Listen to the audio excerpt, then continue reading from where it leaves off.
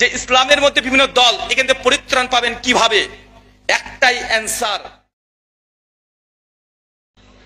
আসসালামু আলাইকুম ওয়া রাহমাতুল্লাহি ওয়া বারাকাতুহু।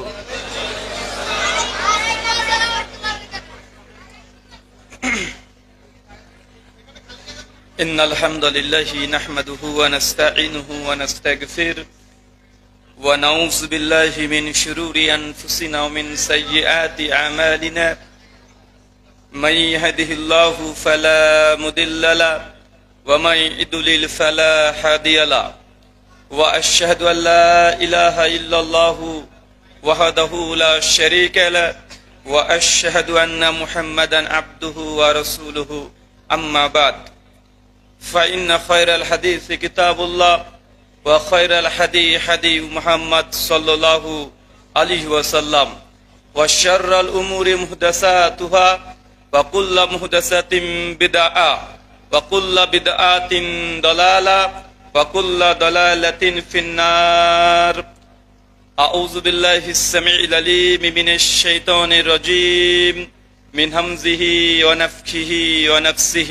يا أيها الناس اتقوا ربكم الذي خلقكم من نفس واحدة وخلق منها زوجها وبث منهما رجالا كثيرا ونساء واتقوا الله الذي تساءلون به والأرحام إن الله كان عليكم رقيبا. يا أيها الذين آمنوا اتقوا الله وقولوا قولا سديدا يصلح لكم أعمالكم يغفر لكم ذنوبكم ومن يطع الله ورسوله فقد فاز فوزا عظيما. قال رب اشرح لي صدري ويسر لي أمري ওয়াহলুল উকদাতাম মিন লিসানি ইয়াফকাহু কওলি রব্বি জিদনি ইলমা ওয়া জিদনি ফাহমা। সমস্ত প্রশংসা সেই মহান সত্তা আল্লাহ সুবহানাহু ওয়া তাআলার জন্য, যিনি আমাদের সৃষ্টি করেছেন। শুধু সৃষ্টি করেননি, এই পৃথিবীতে সহস্র কোটি মাখলুকাত সৃষ্টি করার পরেও যিনি আমাদের এই মানব জাতিকে সর্বশ্রেষ্ঠ জাতি, সর্বশ্রেষ্ঠ মাখলুকাত এবং সর্বশ্রেষ্ঠ নবী মুহাম্মাদে আরবি সাল্লাল্লাহু আলাইহি ওয়াসাল্লামের উম্মত হিসেবে প্রেরণ করেছেন, সেই মহান সত্তা আল্লাহ সুবহানাহু ওয়া তাআলার সংক্ষিপ্ত শুকরিয়া সুজুদ আদায় করি। তার নিজেরই শেখানো ভাষা দিয়ে সকলে এক বাক্যে পড়ি আলহামদুলিল্লাহ। মুসাব বিন উমাইর মসজিদ ও মাদ্রাসা কমপ্লেক্সের উদ্যোগে আজ তৃতীয় বার্ষিকী আপনাদের যে আলোচনা সভা এবং ইসলামী সম্মেলন, আল্লাহ সুবহানাহু ওয়া তাআলা অন্তিম লগ্ন পর্যন্ত এটাকে কবুল করেছেন। তাই তার জন্য তার আরো একবার শুকরিয়া সুজুদ আদায় করি, সকলে পড়ি আলহামদুলিল্লাহ।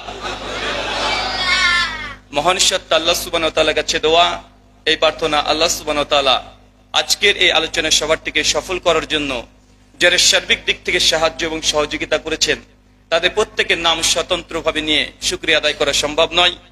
তারপরেও আজকের এই চলন্ত সভার সভাপতি সাহেব, অতিথি এবং বিশেষ অতিথি সহ দূর দূরান্ত থেকে যেসব দিনী ভাই এবং বোনের আলোচনা শ্রবণের উদ্দেশ্যে একত্রিত হয়েছেন এবং যারা অর্থ, শ্রম, অক্লান্ত পরিশ্রম, দোয়া এবং পরামর্শ দিয়ে সহযোগিতা করেছেন, আল্লাহ সুবহানাহু ওয়া তাআলা তুমি তাদের প্রত্যেকের নেক নিয়াত এবং নেক আমলগুলোকে কবুল করে নাও, সকলে পড়ি আমিন।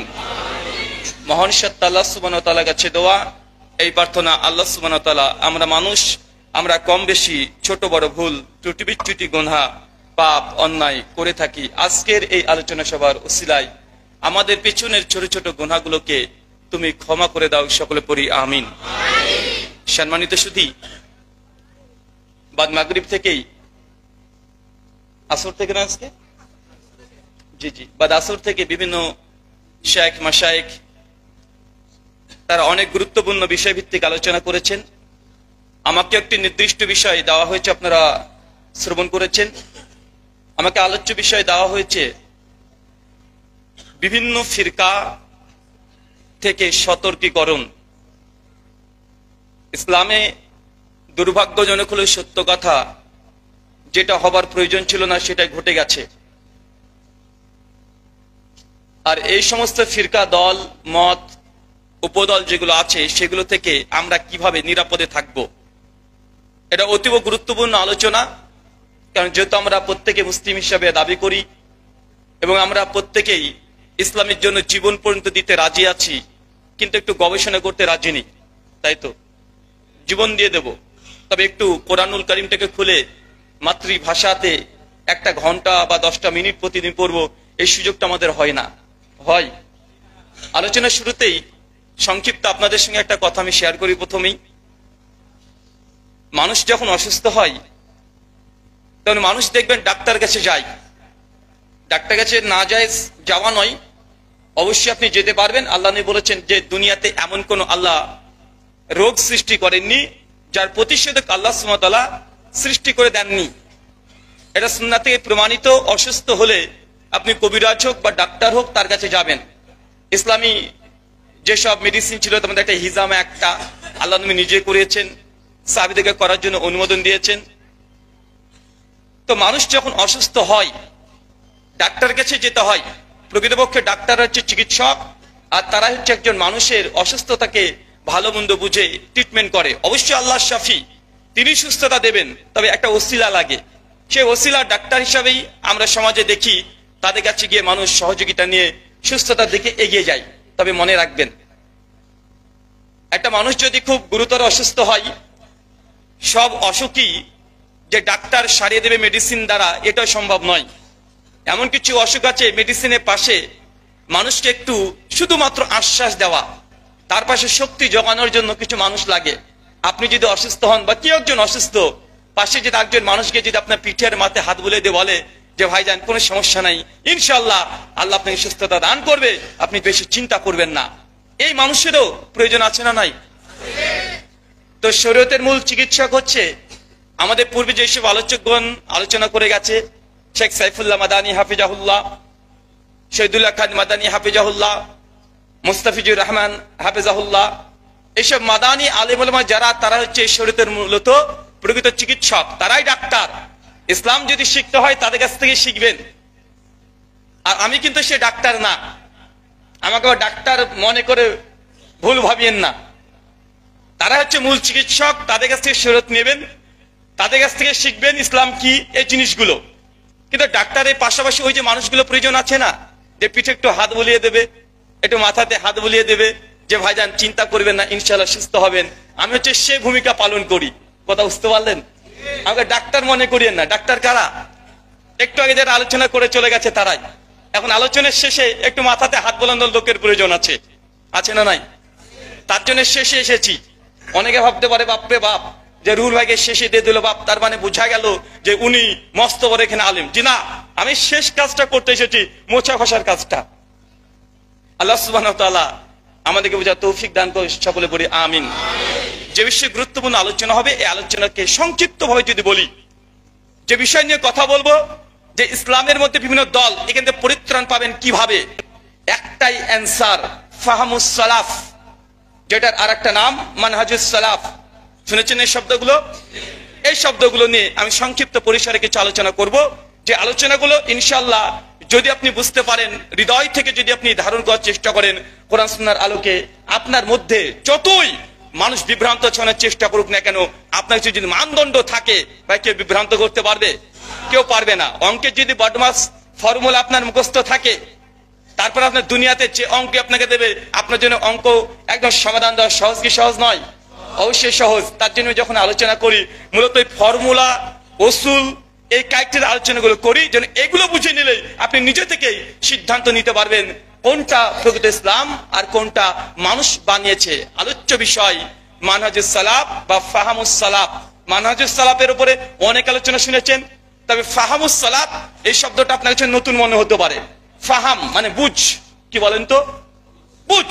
সালাফ, সালাফরা যে বুঝ বুঝেছে সেটা হচ্ছে প্রকৃত ইসলাম। সহিহ বুখারী হাদিস 2252, আল্লাহ নবী বলছেন যে খায়রুন নাসি কারনি সুম্মাল লাযিনা ইয়ালুনাহুম সুম্মাল লাযিনা ইয়ালুনাহুম, সবচাইতে উত্তম যুগ হচ্ছে নবীর যুগ। কার যুগ? নবীর যুগ। আর তারপরে যে পরবর্তী তারপরের যুগ মানে সাহাবীদের যুগ, এরপরে শ্রেষ্ঠ যুগ, তারপরের যুগ, এটাকে কুরুনে সালাসা, তথা প্রকৃত যদি সালাফ তাকে বলতে হয় তাহলে মনে রাখতে প্রকৃত সালাফ হচ্ছে এই 3 প্রজন্ম। কোন প্রজন্ম? প্রথম সালাফের 3টে ক্যাটাগরি আছে। কয়টা? আরো জোরে বলেন, কয়টা? 3টা। এক প্রথম ক্যাটাগরি, এই যে এই হাদিসের আলোকে মানহাজুস সালাফ বা ফাহামুস সালাফ তাদের বুঝ, আমরা এই 3টে ক্যাটাগরি, এক নবীর যুগ, সাহাবীদের যুগ, তাবেঈদের যুগ, এই 3 প্রজন্ম, এরাই প্রকৃত মূলত এরাই সালাফ। এরপরে এই সালাফদের বুঝগুলোকে যারা ব্যাখ্যা করেছে, বিশ্লেষণ করেছে, তিনি ইমাম বুখারী, ইমাম মুসলিম, ইমাম আবু দাউদ, ইমাম তিরমিজি, ইমাম নাসাই, এরা হচ্ছে সালাফদের মধ্যে দুটো ভাগ হয়ে গেল। এক হচ্ছে আহলুল হাদিস সালাফ, কি বললাম? আহলুল হাদিস। আর একটা সালাফদের মধ্যে একটা ক্যাটাগরি বেরিয়ে গেল, তার হচ্ছে আহলুর রায়। আহলুর রায়কে যেন ইমাম আবু হানিফা রাহিমাহুল্লাহ, তার ছাত্র ইমাম মুহাম্মদ, ইমাম আবু হানিফা রাহিমাহুল্লাহর ছাত্র ইমাম কাজী ইউসুফ, ইমাম জুফার, এই আহলে হাদিস মূল ধারা, মূল যে সালাফ 3 প্রজন্ম, এই 3 প্রজন্মের কথাগুলোকে ব্যাখ্যা করার জন্য দুটো গ্রুপিং তৈরি হলো। একটাকে বলা হয় আহলুল হাদিস আর একটা হচ্ছে আহলুর রায়। একথা আমাদের নয়, শেখ শাহলুল্লাহ মুহাদ্দিস দেহলভী রাহিমাহুল্লাহ তার জগৎ বিখ্যাত গ্রন্থ আছে হুজ্জাতুল্লাহিল বালিগা, প্রথম খণ্ড 154 থেকে 184 পৃষ্ঠা পর্যন্ত তিনি বিস্তীর্ণ আলোচনা করেছেন যে চতুর্থ শতক থেকে ইসলামের মধ্যে কিভাবে আস্তে আস্তে দলগুলো, উপদলগুলো তৈরি হতে থাকলো, বিশেষ করে ফিকহের দিক থেকে। আহলুল হাদিস যেসব ফুকাহা, তারা কে? ইমাম আহমদ ইবনে হাম্বল রাহিমাহুল্লাহ। তার দেখবেন মুসনাদে আহমদ হাদিসের গ্রন্থ মজুদ আছে, আছে না নাই? হাদিসের গ্রন্থ মজুদ আছে। আহলুল হাদিস সালাফ আরেকজন আছে, তার নাম ইমাম শাফিঈ রাহিমাহুল্লাহ, জন্ম 150 হিজরি, মৃত্যুবরণ করছে 204 হিজরি। তৃতীয় আরেকজন আছে ইমাম মালিক রাহিমাহুল্লাহ, জন্ম 93 হিজরি, মৃত্যু কত? না এখন প্রশ্ন করা যাবে না, শেষে আছে নাকি? আচ্ছা শেষেই করবো, 179 মানে 179 হিজরি। তো 4 ইমামের মধ্যে শেখ শাহলুল্লাহ মুহাদ্দিস দেহলভী রাহিমাহুল্লাহ তিনি জানিয়ে দিয়েছেন যে সালাফদের মধ্যে দুটো দলে বিভক্ত হয়েছে সেই সময়, আজকে নয়, চতুর্থ শতকে।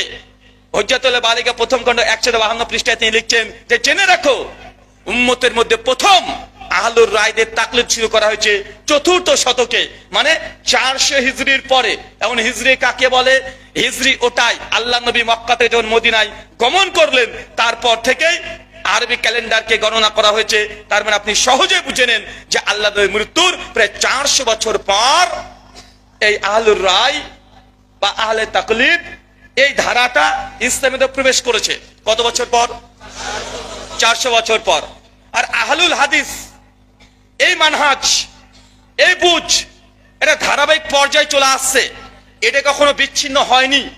কারণ কোরআন এবং হাদিসকে যারা গ্রহণ করেছে, সরাসরি কোরআন হাদিস মানার দাবিদার প্রথম থেকে ছিল কি ছিল না, এই জ্বলন্ত দৃষ্টান্ত অনেকেই দেওয়া যাবে। যতগুলো সাহাবী আছে তারা ইস্তেহাদ নিজে থেকে আগে করতেন না।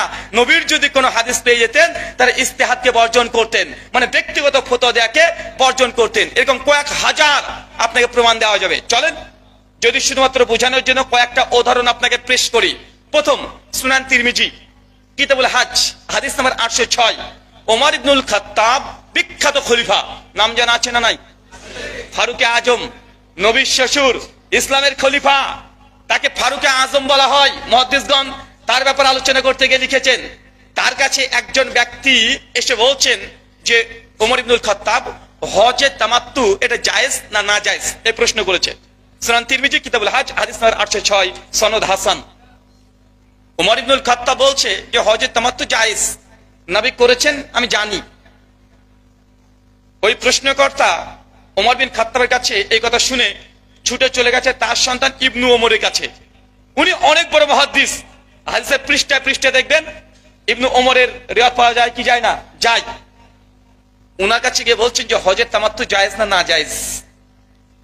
ইবনু ওমর তখন বলছেন যে হজের তামাত্তু এটা জায়েজ, আর ওমর ইবনুল খাত্তাব বলেছে না জায়েজ। মানে বাবা বলছে না জায়েজ আর বেটা কি বলছে? জায়েজ। প্রশ্নকর্তা চিৎকার দিয়ে বলছে যে কাকে মানবো? তোমাকে মানবো না তোমার বাবাকে মানবো? অথচ সেই সময় ওমর বিন খাত্তাব তিনি একজন খলিফা। কে বলেন তো? রাষ্ট্রের দায়িত্বে আছে খলিফা। ওমর বিন খাত্তাব বলছে না জায়েজ, লাস্টের খলিফার ফতোয়াটা আবার, আর তার সন্তান বলছে না এটা জায়েজ। ওই প্রশ্ন করতে বলছে তোমাকে মানবো না তোমার বাবাকে মানবো? একজন বলছে জায়েজ, একজন বলছে না জায়েজ। সঙ্গে সঙ্গে ইবনে ওমর বলছে আমাকেও মানা প্রয়োজন নেই, বাবাকে মানা প্রয়োজন নেই, আমি আল্লাহর নবীকে হজে তামাত্তু করতে দেখেছি। তিনি সঙ্গে সঙ্গে হাদিস বর্ণনা করে শুনিয়ে দিয়েছেন। সঙ্গে সঙ্গে ওই প্রশ্নকর্তা বলছেন যে অবশ্যই যে যা কথা যা বলবে বলুক, নবী যখন করেছে আমি এটাকে গ্রহণ করে নিলাম। তার মানে সাহাবী রাদিয়াল্লাহু তাআলা আনহুদের মধ্যে দেখা যায় যে অধিকাংশ নিজেদের কোনো মত, নিজেদের কোনো কথা যদি কোরআন সুন্নাহ যদি খিলাফ হয়েছে সঙ্গে সঙ্গে প্রত্যাবর্তন করে নিয়েছে। সুনান আবু দাউদ হাদিস নাম্বার 4031, আবু বকরের খিলাফত, আবু বকর রাদিয়াল্লাহু তাআলার খিলাফতের সময় একজন জেনাকারী পাগলী মহিলাকে ধরা হয়েছে। শেখ আলবানী সনদে একটু দুর্বলতার কথা বলেছেন। শেখ শুআইব আন-নাওয়ী রাহিমাহুল্লাহ মুসনাদ আহমদের সনদের মানকে হাসান বলেছেন। হাফেজ জুবাইর আলী যায়ী রাহিমাহুল্লাহ আমাদের উস্তাদ তার সুনান তিরমিজি তাহকিক করতে তিনিও হাসান বলেছেন। আমি দুই দিকে রিওয়ায়াতগুলো পেশ করে দিলাম যেন কনফিউজ না হন। আবু বকরের খিলাফতের সময় একজন পাগলী মেয়ে জেনা করে চলে এসেছে। সঙ্গে সঙ্গে আবু বকরকে জিজ্ঞাসা করছে, আবু বকর তখন সিদ্ধান্ত দিয়ে বলছেন যেহেতু জেনা করেছে, জেনার এখন বিধান কি করতে হবে? রজম করতে হবে, হত্যা করতে হবে। আবু বকর সঙ্গে সঙ্গে ফতোয়া জারি করে দিয়েছে যে কে হত্যা করা হোক, হত্যার পরোয়ানা জারি করে দিয়েছে। সঙ্গে সঙ্গে যখন এই কথা চতুর্দিকে চলে গেছে, আলী বিন আবি তালেব ইসলামের চতুর্থ খলিফা, তখন কিন্তু খলিফা না, এখন খলিফাকে আবু বকর সিদ্দিক রাদিয়াল্লাহু তাআলা আনহু, তিনি এই ফতোয়া শুনে আলী বিন আবি তালেবের কাছে লোক গিয়েছে যে আবু বকর বলছে এই নারীটা জেনা করেছে আর তাকে রজম করা, হত্যা করার জন্য ফতোয়া দিয়েছে, এখন তাকে হত্যা করা হবে। আলী বিন আবি তালেব ছুটে এসে আবু বকরকে বলছে, আবু বকর তোমার সিদ্ধান্ত ভুল হচ্ছে। আবু বকর বলছে সিদ্ধান্ত ভুল মানে কিভাবে? উনি তখন বলছে আপনি জানেন না, আল্লাহ নবী তো জানিয়েছেন 3 শ্রেণী মানুষের উপরে কোনো হজ জারি হয় না। এক, যে পাগল হয়ে গেছে, যে ঘুমন্ত আছে। ভাই হাদিস জানেন কি জানেন না? সুনান ইবনে মাজার এই হাদিসটা আবু বকর রাদিয়াল্লাহু তাআলা আনহুর সেই সময় জানা ছিল না, বা থাকলেও তাদের স্মৃতি থেকে এটা বিস্মৃত হয়ে গেছে, তিনি জানতেন না, ভুলে গিয়েছিলেন এমন কিছু হবে। আবু বকর সঙ্গে সঙ্গে তাকবীর ধ্বনি দিয়ে আলী বিন আবি তালেবের কথাকে প্রাধান্য দিয়ে ওই মেয়েটিকে মুক্ত করে দিলেন। তার মানে আপনাকে এখানে বুঝতে হবে যে সাহাবা রাদিয়াল্লাহু তাআলা আনহুরা নিজে কোনো ইজতিহাদ করলে সেটা পরে প্রতিষ্ঠিত থাকতো না। তারা যখনই তাদের কাছে কোনো হাদিস পেশ করা হতো, নবীর হাদিস, সঙ্গে সঙ্গে তারা মতকে পরিবর্তন করে ফেলতেন এবং আল্লাহর নবী আলাইহিস সালামের ফতোয়া বা তার হাদিসের কাছে তারা প্রাধান্য দিতেন। আহলে হাদিসদের যে উসুল, যে মানহাজ, আমরা তাই বলি নবীর যতক্ষণ হাদিস আছে হাদিস বা সুন্নাহকে আপনাকে প্রাধান্য দিতে হবে। যখন হাদিস নেই তখন এই কুরুনে সালাসা তাদের ফতোয়াগুলোকে খুঁজতে হবে, যেটা সাহাবীদের মানহাজ, ওটাকে আহলে হাদিসরা মানহাজ গ্রহণ করেছে। এটা কখনো ফাঁকা যায় না, এটা এইভাবে ধারাবাহিকভাবে চলে এসেছে। ইমাম শাইখুল ইসলাম ইবনে তাইমিয়া রাহিমাহুল্লাহ তিনি শুধুমাত্র এই বিষয়ে তার মিনহাজুস সুন্নাহর মধ্যে আলোচনা অনেকগুলো করেছেন। আর রাফুল মালাম বলে একটা বইও আছে, ওই বইটাতে শুধু 4 খলিফার জীবনে কতগুলো ভুল ফতোয়া দিয়েছিলেন, ইজতিহাদ করতে গিয়ে ভুল ত্রুটি করে ফেলেছিলেন, তিনি স্বতন্ত্র একটা বই রচনা করেছেন। পরবর্তী সময়তে অনেক আলেম শাইখ মাশাইখ তার আলোচনা করেছে। আপনাকে এই কথাগুলো বলে এতটুকু বোঝানোর চেষ্টা করলাম যে সাহাবীদের মানহাজ এটাই ছিল যে তারা ব্যক্তিগত কোনো রায় কায়েম করতেন না যতক্ষণ না হাদিস পেতেন, আর রায় কায়েম করে দিলে যদি হাদিসের বিরুদ্ধে হয়ে যেত তাৎক্ষণিক তারা মতকে পরিবর্তন করতেন। এখন আমাদের সমাজে এটা আছে, এটা উল্টো হয়ে গেছে, এটা সম্পূর্ণ উল্টো হয়ে গেছে। দেখেন ইমাম আবু হানিফা রাহিমাহুল্লাহ জন্ম 80 হিজরি, মৃত্যু 150 হিজরি। তিনার যে মানহাজ, তিনার মানহাজ হকের উপরে প্রতিষ্ঠিত ছিল আমরা মনে করি। তার জ্বলন্ত দৃষ্টান্ত সুনান তিরমিজি, এখানে আপনাদের লাইব্রেরিতে আছে, খুলে দেখে নেবেন। মোবাইলে অ্যাপস অনেকে ব্যবহার করেন, খুলে দেখে নিতে পারেন। কিতাবুত তাহারাত 99 নম্বর হাদিস। কত নম্বর হাদিস?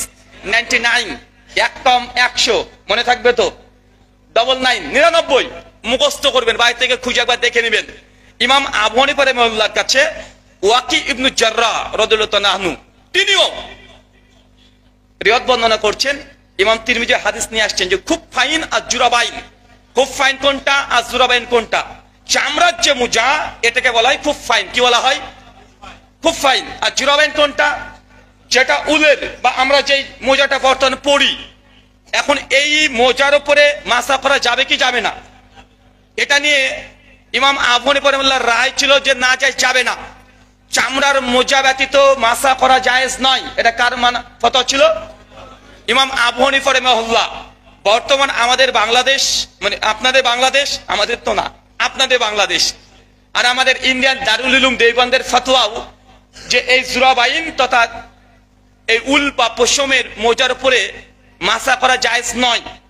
এটা হানাফি মাযহাবের ফতোয়া বলে তারা মানে চূড়ান্ত রায়, তারা সিদ্ধান্ত দিয়ে রেখেছে। যদিও অনেক হানাফি ওলেমারা এর প্রতিবাদ করেছে। আব্দুল্লাহ লাখনাবী তিনি এই ফতোয়াকে মানেন নাই, তিনি বলছেন না এই মোজার উপরে মাসা করা জায়েজ। শেখ শাহরুল্লাহ মুহাদ্দিস দেলভি তিনিও জায়েজ ফতোয়া দিয়েছেন। বর্তমানে হানাফিদের মধ্যে বিখ্যাত মানে সব চাইতে বড় যদি কোনো আলেম থেকে থেকে মানে এই আসমানের নিচে আর জমিনের উপরে, তার নাম জাস্টিস তাকি উসমানী হাফেজাহুল্লাহ, পাকিস্তানের বিখ্যাত আলেম। তার সুনান তিরমিজির তিনি ব্যাখ্যাও করেছেন, সারা লিখেছেন। তার মত যে না এই মোজার উপরে মাসা করা জায়েজ। কথা বুঝতে পারলেন? আমি আগে ফতোয়াগুলোকে বুঝাই, যতক্ষণ না বুঝবেন এই গ্যারাকল বুঝবেন না। কারণ গ্যারাকল বুঝতে হলে একটু গভীরে প্রবেশ করতে হবে। অনেক আলোচনা শুনেছেন, আর আমার আলোচনাগুলো একটু ডিপ করি জাস্ট অসুল বোঝানোর জন্য। আপনাকে বুঝতে হবে, জানি আপনার জন্য কষ্ট হচ্ছে। কষ্ট হচ্ছে নাকি? মানে আমি চেষ্টা করছি আপনাকে বুঝানোর যে ইখতিলাফ মতভেদগুলো কিভাবে ঘটছে। তার মানে আমরা কি বুঝলাম? এই যে কাপড়ের মোজার উপরে মাসা করা যাবে না, এটা কার ফতোয়া? হানাফি মাযহাবের ফতোয়া এইটা। ইমাম তিরমিজি 99 নম্বর হাদিসে আল্লাহ নবীর সূত্রে মারফু হাদিস নিয়ে আসছেন যে জুরাবাইনের পরে আল্লাহ নবীকে মাসা করতে দেখেছেন সাহাবীরা। একটা দুইটা নয়, প্রায় 25 খানা হাদিস দ্বারা প্রমাণিত, সাহাবীদের আমল দ্বারা প্রমাণিত, তাবিদের আমল দ্বারা প্রমাণিত। ইমাম আবু হানিফার ফতোয়া ছিল এটা না জায়েজ। আশ্চর্য হবেন, এখানেই তিরমিজির 99 নম্বর হাদিস যখন ইমাম তিরমিজি নিয়ে আসছেন, তারপরে ওয়াকি ইবনে জাররার একটা ঘটনা, একটা ওয়াকিয়া বর্ণনা করছেন। কি ওয়াকি ইবনে জাররার বলছেন, ইমাম আবু হানিফা রাহিমাহুল্লাহ যখন মৃত্যুর শয্যায় শায়িত ছিলেন, একদম শেষ বয়সে, ইমাম যাহাবী বলছেন মৃত্যুর 13 দিন আগে, কতদিন আগে? ঠিক 13 দিন আগে ইমাম আবু হানিফা রাহিমাহুল্লাহ বিছানায় শায়িত আছেন। আর ওয়াকি ইবনে জাররার তার মত যে না এই মোজার উপর মাসা করা জায়েজ। ইমাম আবু হানিফা রাহিমাহুল্লাহকে দেখতে গিয়েছেন, অসুস্থ ব্যক্তি যখন দেখতে গিয়েছেন তখন দেখছেন ইমাম আবু হানিফা রাহিমাহুল্লাহ তার ছাত্রকে বলছেন ওযু করার সময়তে যে তুমি আমাকে ওযুর পানিটা নিয়ে আসো। উনি ওযু করলেন, শেষে তিনি এই মোজার উপরে মাসা করছেন। ওয়াকি ইবনে জাররার তওবা যে আপনি তো ফতোয়া দেন, আপনি নিজেই ফতোয়া দিয়েছেন এবং আপনার ছাত্র যারা আছে তারা প্রত্যেকে এই মোজার উপরে মাসা করে না জায়েজ বলছে, কিন্তু আপনাকে আমি নিজের চোখে এটা কি দেখছি যে আপনি এই মোজার উপরে মাসা করছেন।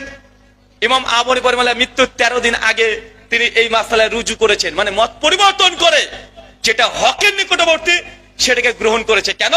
এর আগে তিনি মারফু কোন হাদিস তার কাছে পৌঁছেছিল না। মৃত্যুর 13 দিন আগে তার কাছে এই হাদিস যখন পৌঁছে যায়, তিনি সঙ্গে সঙ্গে এই মোজার উপরে তিনি মাসা করেছে।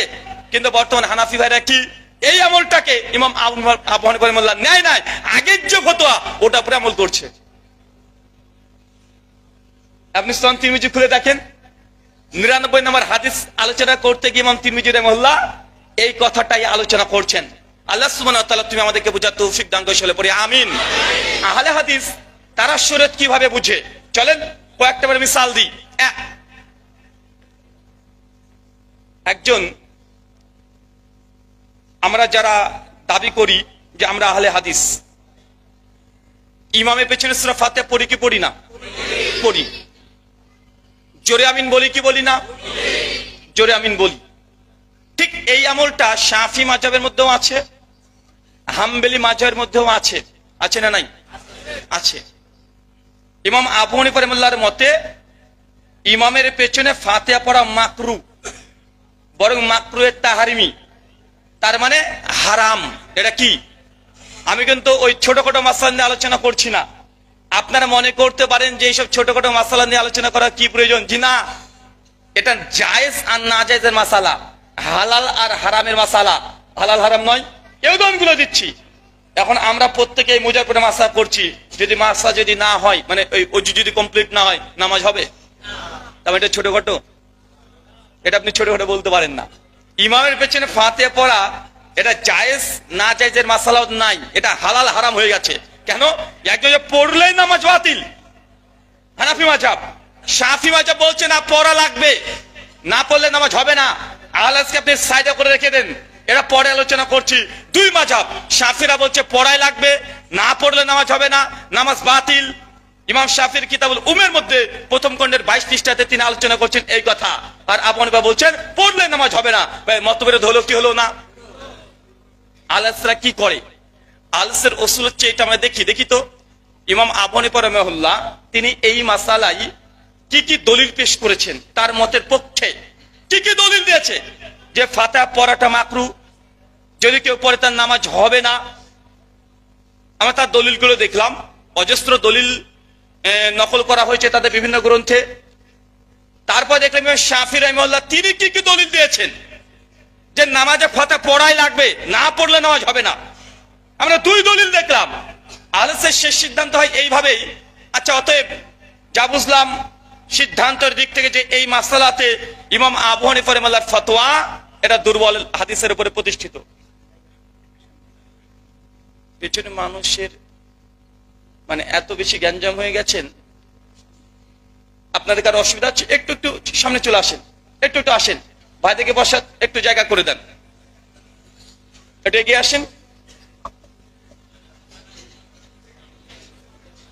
মাশাআল্লাহ, জি শুকরান, বারাকাল্লাহ ফিক। আচ্ছা, আহলে হাদিসরা কিভাবে এখানে দেখে? আলাইহিস দেখলাম যখন না ইমাম আবু হানিফা রাহিমাহুল্লাহ যে দলিলগুলো পেশ করেছে ফাতিহা পড়া যাবে না, এই দলিলগুলো দেখলাম। আবার শাফি মাযহাবের যা দলিল দিয়েছে না ফাতিহা পড়া লাগবে, দুটো দলিলই দেখলাম। দেখার পরে আমাদের সিদ্ধান্ত কি হয়? আমরা সিদ্ধান্ত দিচ্ছি যে না, এই মাসালা ইমাম আবু হানিফা যে দলিলগুলো দিয়েছে এই দলিলের মধ্যে দুর্বলতা আছে। কি আছে কথা বলেন? দুর্বলতা আছে। আর ইমাম শাফি রাহিমাহুল্লাহ যে দলিলগুলো দিয়েছে একদম সহিহ বুখারী মুসলিমের মতো হাদিস থেকে, তার ইস্তেহাদ, তার গবেষণা, এটা অনেক হকের নিকটবর্তী এবং এটাই হক। আমরা আহলে হাদিস তখন ফতোয়া দিয়েছি ইমামের পেছনে সূরাতুল ফাতিহা পড়াটা লাগবে। তো ভাই আমাদের যে ফতোয়া এটা সালফে সালিহিনের বুঝের মধ্যে আছে না নাই? আমরা নিজেদের বুঝ নিইনি, তার জন্য আমরা বলি ফাহমুস সালাফ। কোন হাদিস যখন কোরআন যখন বুঝছি নিজের ব্যক্তিগত বুঝতে গেলে বিপদে পড়ে যাবেন। এই জন্য সালাফদের ফাহাম, তাদের বুঝ কি, এটা খুবই গুরুত্বপূর্ণ। যদি আপনি না মানতে চান, আমি আগে বলেছিলাম, এর আগে মনে একবার আলোচনা করতে এসে যে বিসমিল্লাহর অর্থ করতে গিয়ে আপনি বিপদে পড়ে যাবেন যদি সালাফদের ফাহাম বুঝ না নেন। উদাহরণ দিয়ে দিই। আচ্ছা, বিসমিল্লাহির রহমানির রহিম বাংলা মানে কি? পরম করুণাময় অসীম দয়ালু আল্লাহর নামে শুরু করছি। পরম করুণাময় অসীম দয়ালু আল্লাহর নামে শুরু করছি। আচ্ছা, কি আল্লাহর নামে শুরু করলেন আপনি? তা আগে তো পরম করুণাময় অসীম দয়ালু এগুলো দিয়ে শুরু করলেন। শুরু তো করছেন শেষের দিকে গিয়ে, করছেন না? এই তাফসির, এই অনুবাদ নিয়েও ইখতিলাফ করেছে। বলছি যে অসীম করুণাময় পরম দয়ালু আল্লাহর নামে শুরু করছি, তো অসীম করুণাময় পরম দয়ালু তারপরে আল্লাহর নামে তারপরে শুরু করছি, তো শুরু তো শেষে। আল্লাহর নাম তো মানে তৃতীয় বাক্যে আসছে না? এটা নিয়ে মতভেদ করেছে কে? আহমেদ রেজা খান বেরলভী। তিনি তার বিখ্যাত তাফসির আছে কানজুল ঈমান, তিনি অনুবাদ করতে গিয়ে বলছেন এই অনুবাদ ভুল, বরং আমাদের বলতে হবে শুরু করছে আল্লাহর নামে যিনি অসীম করুণাময় পরম দয়ালু। কথা বুঝতে পারলেন না? মানে উনি এইভাবে বুঝেছেন, বলছে আল্লাহর নামে শুরু করছে আল্লাহর নামে, কিন্তু আপনি যা বলছেন তা তো আসলে করছেন না। আগে আল্লাহ সিফাত বর্ণনা করলেন, তারপরে আল্লাহ সুবহানাহু ওয়া তাআলা যে ইসম নাম এটা ব্যবহার করছেন। উনি না এইভাবে অনুবাদ করলে সঠিক অনুবাদ হবে না, বরং আমাদেরকে এই দিক থেকে নিয়ে যেতে হবে যে আল্লাহর নামে শুরু করছি যিনি অসীম করুণাময় পরম দয়ালু। এটা তো একটা দিক গেল। কিছু কিছু মানুষ বলছে বিসমিল্লাহির রহমানির রহিম এর মানে হচ্ছে আল্লাহর নামে শুরু করছি। তো কোরআন কার কিতাব? কোরআন নাজিল কে করেছে? কোরআন কার কালাম? তা আল্লাহর কালাম, আল্লাহ বলছে শুরু করলাম আল্লাহর নামে, তো আল্লাহ আবার কোন আল্লাহর নামে শুরু করলো? কথা বুঝতে পারছেন? এই জন্য প্রয়োজন ফাহমুস সালাফ। সালাফরা কি বুঝেছে আপনি যদি আপনার বুঝ নেন আপনি বিপদগামী হবেন। সূরা আনাম খুলবেন 82 নম্বর আয়াত। ইবনে কাসির বা তাফসীর আবু বকর জাকারিয়াও লেটেস্ট এডিশন আপনি দেখে নিতে পারেন। আল্লাহ সুবহানাহু কোরআন মাজিদ আয়াত অবতীর্ণ করে জানিয়ে দিচ্ছেন যারা ঈমান আনার পরে নিজেদের ঈমানকে জুলমের সঙ্গে মিশ্রণ করেনি তারাই হচ্ছে সফল কাম। এই আয়াত যখন অবতীর্ণ হয়ে যায় সাহাবীরা হতবাক, তারা ভয় পেয়ে গেছে। এই আয়াতের অর্থের সঙ্গে সাহাবীরা বুঝতে পারছে না। নবীর কাছে ছুটে গিয়ে বলছে, ইয়া রাসূলুল্লাহ, দুনিয়াতে কে আছে যে জুলুম করেনি? নবী আদম আলাইহিস সালাম তিনিও তো দোয়া করেছেন, রব্বানা যালামনা, হে আল্লাহ আমি নিজের প্রতি জুলুম করেছি। আর আয়াতে আল্লাহ নাজিল করে দিচ্ছেন যারা ঈমান আনার পরে জুলুমের সঙ্গে তাদের ঈমানকে মিশ্রিত করেনি তারা হচ্ছে সফল কাম। আর যারা ঈমান আনার পরে যদি একটু যদি জুলুম করে তারা জাহান্নামে যাবে। সাহাবীরা এই অর্থ বুঝেছে, বুঝে ভয়ে নবীর কাছে চলে গেছে যে আল্লাহর নবী, আমাদের দুনিয়াতে এমন কোন মানুষ আছে যে কেউ জুলুম করে না? জুলুম তো হয়ে যায়। আমি যদি আপনার সেটা উঁচু গলায় কথা বলি আপনি কষ্ট পেলেন, এটা আপনার সঙ্গে জুলুম করা হলো না? হাজার রকমের জুলুম আছে। সাহাবীরা আল্লাহর নবীর কাছে ছুটে গিয়ে বলছে, রাসূলুল্লাহ আমরা তাহলে কি করব? আল্লাহ নবী তখন বলছেন যে তোমরা যে অর্থ বুঝেছো আসলে কোরআন এইভাবে অবতীর্ণ হয়নি, এই বুঝার জন্য কোরআন আসে নাই। এখানে জুলুম অর্থ এটা নয় যে একজন মানুষ আরেকজন মানুষের উপরে অন্যায় অত্যাচার করলো, এই জুলুম নয়। এই জুলুম অর্থাৎ সূরা লুকমান আয়াত নাম্বার 13, ইন্নাশা শিরকালা জুলমুন আজিম, নিঃসন্দেহে শিরক মস্ত বড় জুলুম। আল্লাহ এই অর্থ নিয়েছে এখানে। কথা কি বুঝতে পারলেন? সাহাবা রাদিয়াল্লাহু আনহুমরাও তারা আরবি ভাষা কম বুঝতেন না, তারা আরবির বালাগাত এটা কম বুঝতেন না। তাদের মাতৃ জবানে কুরাইশি ভাষাতে তারা কিরাত করছে। তাদের চাইতে বড় আরবিবিদ আমাদের মধ্যে এখন বর্তমানে কেউ আছে কিনা জানিও না। তো তারা আরবিতে কোরআন পড়ছে, নবীর সামনে বসে পড়ছে, কিন্তু তারাও অর্থ বুঝতে ভুল করছে। বুঝে তারা একটা অর্থ নিয়ে নিয়েছে, অথচ এই আয়াতের ব্যাখ্যায় যখন নবীর তাফসিরে গিয়েছে নবী বলছে এই অর্থটা সঠিক নয়।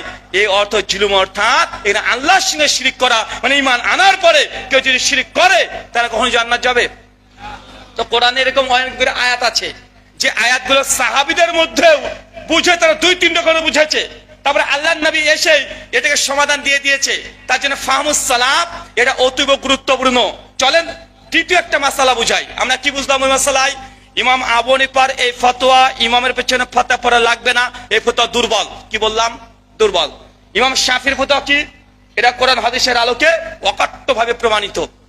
একটু মাসালা উল্টে দিলাম এবার।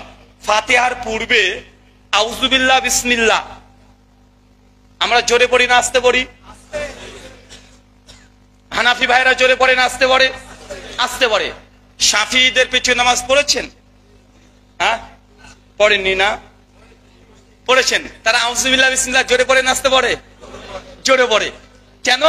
ইমাম শাফিঈ রাহিমাহুল্লাহর ফতোয়া যে ফাতিহা যেমন কিরাত করে সশব্দে পড়তে হয়, আউযুবিল্লাহ বিসমিল্লাহ এটাও জোরে পড়তে হয়। এই ব্যাপারে জামে তিরমিজিতে হাদিসে মজুদ আছে। কমপক্ষে আমার জন্য এর মধ্যে 6 থেকে 7 খানা হাদিস প্রমাণ মানে আছে। অধিকাংশ হাদিসকে শেখ আলবানী যায়েফ বলেছেন, তবে হাফেজ জুবার আলী যায়ের রাহিমাহুল্লাহ কিছু হাদিসকে হাসান পর্যায়ে বলেছেন। তার মানে এখানে আরেকটা আমরা দ্বিমত পাচ্ছি। কি? আউযুবিল্লাহ বিসমিল্লাহ জোরে বলতে হবে না আস্তে বলতে হবে? আমরা আহলে হাদিসরা কি করলাম দেখলাম, গবেষণা করে দেখলাম যে ইমাম আবু হানিফা বলছে যে আউযুবিল্লাহ বিসমিল্লাহ আস্তে বলতে হবে। তো তিনি দলিল কি কি পেশ করেছেন?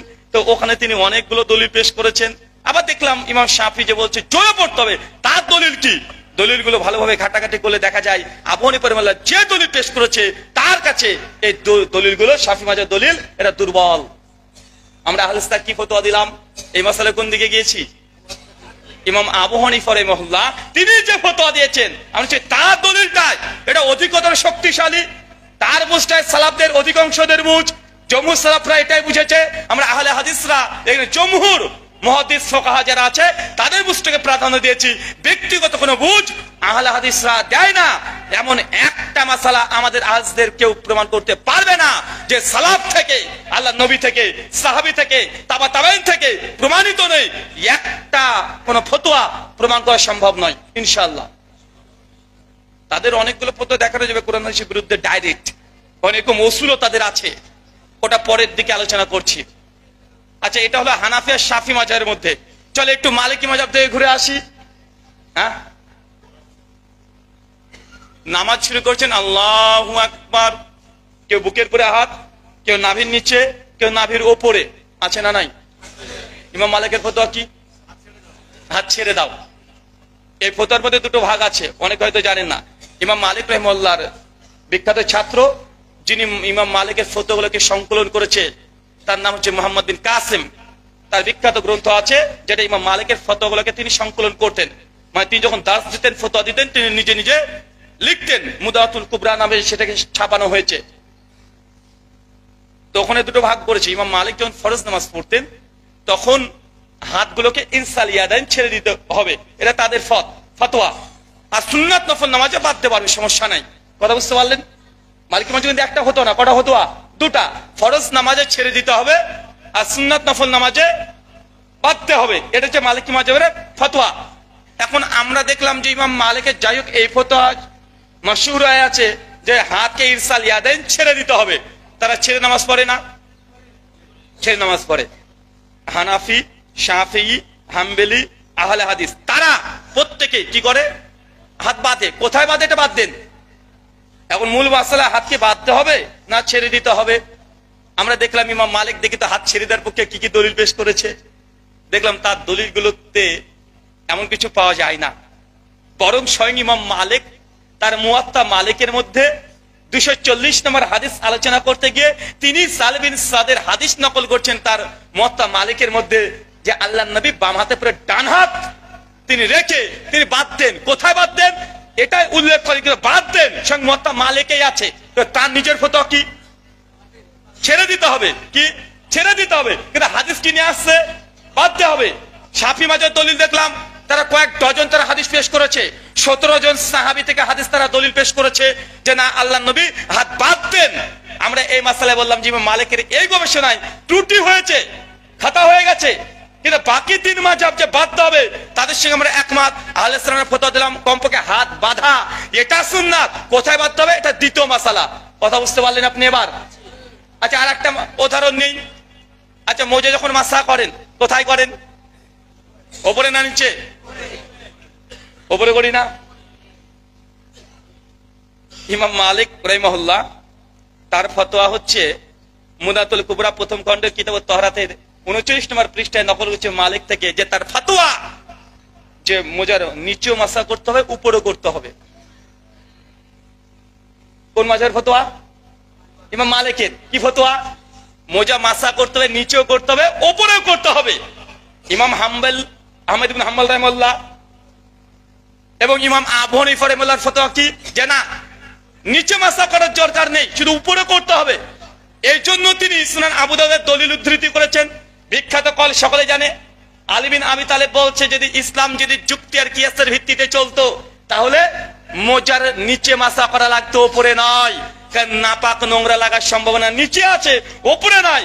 এই দলিলগুলোতে ইমাম আহমদ, ইমাম আবু হানিফা দলিল পেশ করে বলেছেন নিচে মাসা করার জরুরত নেই এবং উপরে করলেই হবে। কিন্তু ইমাম মালিক রাহিমাহুল্লাহ তিনি বলছেন না, নিচেও করতে হবে, উপরেও করতে হবে। আহলে হাদিস কি করলাম দেখলাম, আবার চেক করে দেখলাম ইমাম মালিক যে দলিলগুলো পেশ করেছে দুর্বল সনদে প্রমাণিত। হ্যাঁ, উপরে নিচে মাসা করার হাদিস আছে, তিরমিজিতে আছে। ইমাম তিরমিজি ওখানে হাদিস নকল করে বলছেন এই হাদিসে গরীব, এই হাদিসে দুর্বলতা আছে, কয়েকজন রাবীর ত্রুটি আছে। কিন্তু ইমাম মালিক এটাকে দলিল বানিয়েছে, সেই দলিলকে দিয়ে ফতোয়া দিচ্ছে দুই দিকেই মাসা করাটা এটাই মুস্তাহাব। কিন্তু ইমাম আবু হানিফা বলছে না, দুই দিকে মাসা করা যাবে না, একদিকে করতে হবে। আমরা দেখলাম না, আবু হানিফা রাহিমাহুল্লাহ যে হাদিস পেশ করেছে এটাই সহিহ, আমরা এটাকে গ্রহণ করেছি। কথা কি বুঝতে পারলেন? এখানে আমাদের নিজের ইচ্ছে মতো মর্জি মতো কিছু করি নাই। আচ্ছা, মোজা মাসা করার পরে পরে নিলেন, শুধু একটা মাসালাতে আপনাকে দেখ, শুধু মোজা মাসার উপরে সালাফদের মধ্যে কমপক্ষে আমার জানা মতে আমি 43 খানা ইখতিলাফ পেয়েছি। 43 খানা। কথা বুঝতে পারলেন? শুধু মোজার মাসা নিয়ে 43 খানা মতভেদ আছে। এখন মোজা পরার পরে আপনি কতদিন এই মোজারত অবস্থাতে থাকতেন? টিকবে কতদিন অজু আপনার? কদিন? যদি আপনি বাড়িতে থাকেন একদিন, মুসাফির হলে 3 দিন, তাই না? এ ফতোয়া তো আমাদের ফতোয়া, এই ফতোয়া হানাফি ভাইদের ফতোয়া। আলহামদুলিল্লাহ একসঙ্গে হানাফি আহলে হাদিস এখানে ভাই ভাই, আমরা কি সব ভাই ভাই। ওই যে মিজানুর রহমান আজহারী হাফেজাহুল্লাহ ওই যখন সিলেট আলোচনা করতে গেলেন পেকুয়াতে, বলছিলেন না বারবার যে আমরা সব ভাই ভাই, পেকুয়াবাসী আমরা সব ভাই ভাই। তো আমরা এই মাসালাতে হানাফি আর আহলে হাদিসরা কি ভাই ভাই। আপনার চাঁদপুরবাসী তাই না, তো চাঁদপুরবাসী আমরা কি সব, আমরা ভাই ভাই। তো এই মাসালায় আবার ইমাম মালিক ইমাম শাফির মত যে মাসা করার পরে যতদিন ইচ্ছা ততদিন চলবে, আনলিমিটেড, আনলিমিটেড প্যাকেজ আছে না। এবার মালিক আর ইমাম শাফির মাযহাব তাদের ফতোয়া হচ্ছে এই মাসালায় আনলিমিটেড, যতদিন ইচ্ছা আপনি ততদিনই এই মোজার পরে মাসা করতে পারবেন, কোনো লিমিট নেই। কিন্তু হাদিস বুখারী মুসলিম দ্বারা প্রমাণিত আছে যে আল্লাহ নবী 3 দিন পর্যন্ত ইজাজত দিয়েছেন। আর পরে আগে যে আমল ছিল সুনান আবু দাউদে এসেছে এবং সনদ সহিহ যে আল্লাহ নবীর হাদিস থেকে প্রমাণিত মোজার উপরে মাসা করা আপনি যতদিন ইচ্ছা ততদিন করতে পারবেন। কিন্তু এই হাদিস যে মানসুখ হয়েছে, এই মানসুখ হওয়াটা ইমাম মালিক ইমাম শাফি তিনি জানতেন না। ভুলটা কোথায় হচ্ছে জানেন, মানে বুঝতে পারলেন না মনে হয়। মানসুখ কি বলেন তো, চাচা রহিত হয়ে যাওয়া, মানে আসলে এই বিধান ছিল, প্রথমে ছিল ইসলামের প্রথমের দিকে আল্লাহ নবী ইজাজত দিয়েছেন যে না তোমরা যখন ওযু করে যখন মাসা করে নিবে, মোজা পরে ফেলবে, যতদিন ইচ্ছা ততদিন চলবে, কোনো সমস্যা নাই, এই বিধান ছিল। কিন্তু নবী যে পরবর্তী সময়তে এই বিধানটাকে কমিয়ে দিয়ে 3 দিন করে দিয়েছে, এটা ইমাম মালিকের কাছে ইমাম শাফির কাছে এই দলিল পৌঁছায় নাই। এজন্য তাদের আগের হাদিসের ভিত্তিতে তারা ফতোয়া পেশ করেছে।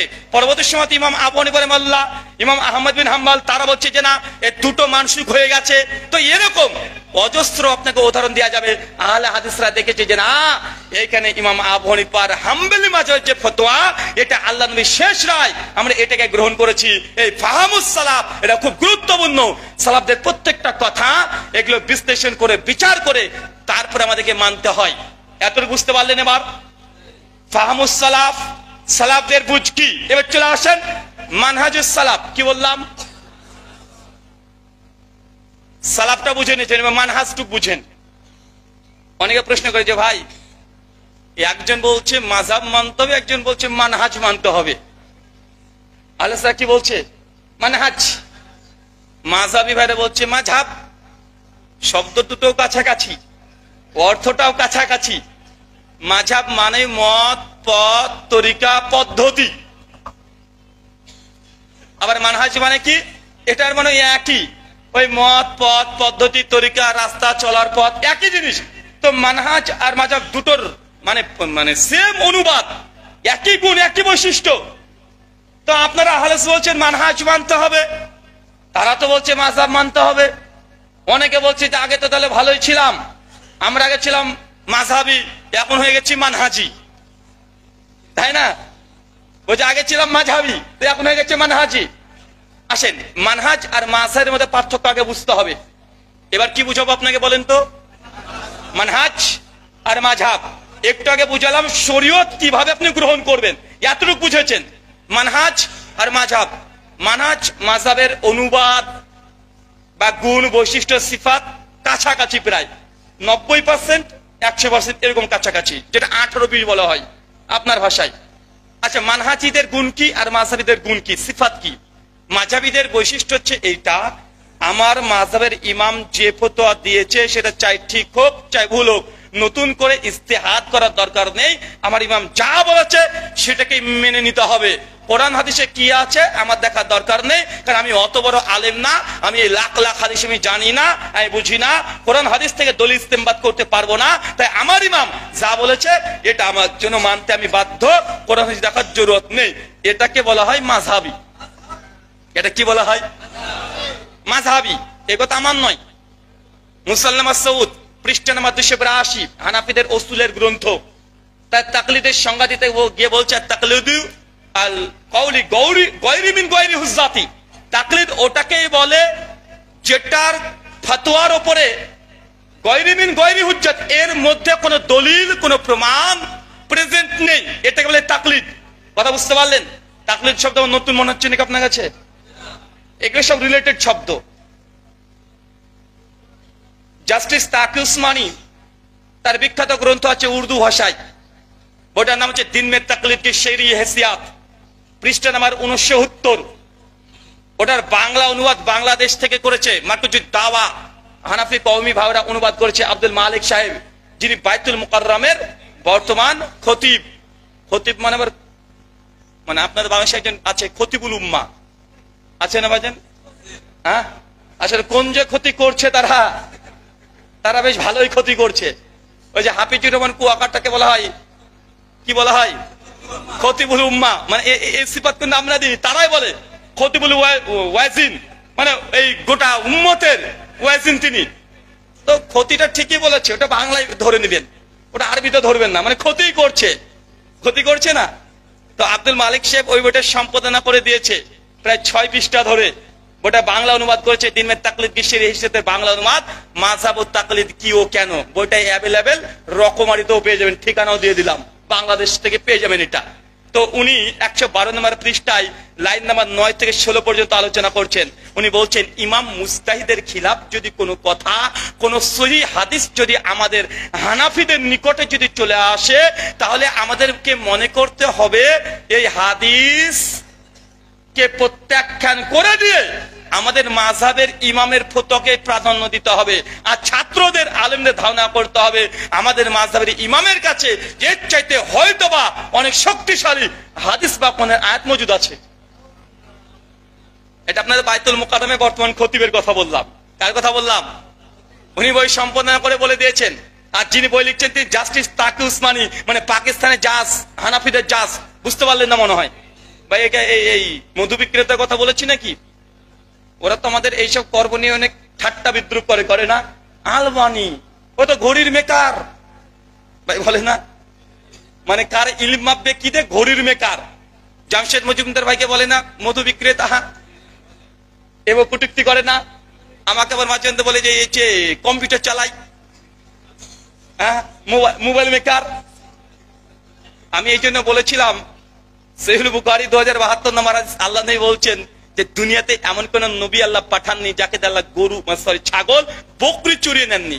আর কাফেররা তার জন্য বলতো যে উম্মতে মুহাম্মাদি এমন একজন ব্যক্তির আনুগত্য অনুসরণ করে যে গরু রাখাল ছিল। আল্লাহ সুবহানাহু ওয়া তাআলা সূরা বাকারা 142 নম্বর আয়াতে অবতীর্ণ করে জানাচ্ছেন যে খবরদার মুমিনগণ, তোমরা রাইনা বলো না, তোমরা উনজির না বলো। কেন? এই জন্য নাজিল হয়েছিল যে কাফেররা নবীকে বলতো গরুর রাখাল, ছাগলের রাখাল। তো এই যে কর্ম নিয়ে বিদ্রুপ করাটা কাদের কাজ? মুমিন না কাফের? আমি আর কিছু বলতে চাই না, যা বুঝার আপনারা বুঝে নেন। সেই বুখারী 2072 নম্বর হাদিসে আল্লাহ নবী জানাচ্ছেন যে প্রত্যেক নবীকে দিয়ে আল্লাহ সুবহানাহু ওয়া তাআলা বকরি চড়িয়েছে। আর এই কর্ম নিয়ে, হালাল কর্ম নিয়ে যারা বিদ্রুপ করে, এটা কোনো মুমিনের বৈশিষ্ট্য নয়, এটা কাফের মুশরিক, তাদের এটা বৈশিষ্ট্য। আর এর জন্য এক্সট্রা আল্লাহকে কোরআন একটা আয়াতও অবতীর্ণ করে জানাতে হয়েছে, খবরদার তোমরা এই শব্দ বলো না, এই শব্দটা বলো। আল্লাহ সুবহানাহু ওয়া তাআলা আমাদেরকে বোঝার তৌফিক দান করে, চলে পড়ি আমিন। আমার সাদা মনে কাদা নাই, একটু এটা জোরে একটু জবাব না দিলেও হয় না, মাঝে মধ্যে একটু অ্যান্টিভ্যানাম, টিট ফর ট্যাট, ফাঁকি এগুলো দিতে হয়। আমি প্রশ্ন করেছিলাম, ভাইজান আবু হানিফা রাহিমাহুল্লাহ কি ব্যবসা যেন করতো রে ভাই? কাপড়ওয়ালা। কি ব্যবসা করতো? তো উনি যদি এত বড় গোটা জগতের যদি ইমামে আজম তারা বানাতে পারে, শেখ আলবানী রাহিমাহুল্লাহ তিনি কি করতেন? ঘড়ির মেকার। এটা মস্ত বড় সূক্ষ্ম কাজ, যার তার দ্বারা হয় না। হয় নাকি? ঘড়ির দেখেন কত ছোট্ট যন্ত্র রে ভাই, এটার সঙ্গে এটা দিয়ে কোনটা বেশি কঠিন কাজ? কাপড়ের ব্যবসা করা না ঘড়ির মিস্ত্রিগিরি করা, কোনটা বেশি কাজ? আলবানী রাহিমাহুল্লাহ শুধু ঘড়ির মিস্ত্রি নয়, এই উম্মতের হাদিসেরও মিস্ত্রি। বুঝতে পারলেন না? উনি হাদিস যেগুলো সহিহ সেটাকে আলাদা করেছে, যেটা যায়িফ সেটাকে আলাদা করেছে, যেটা মওযু জাল সেটাকে আলাদা করেছে।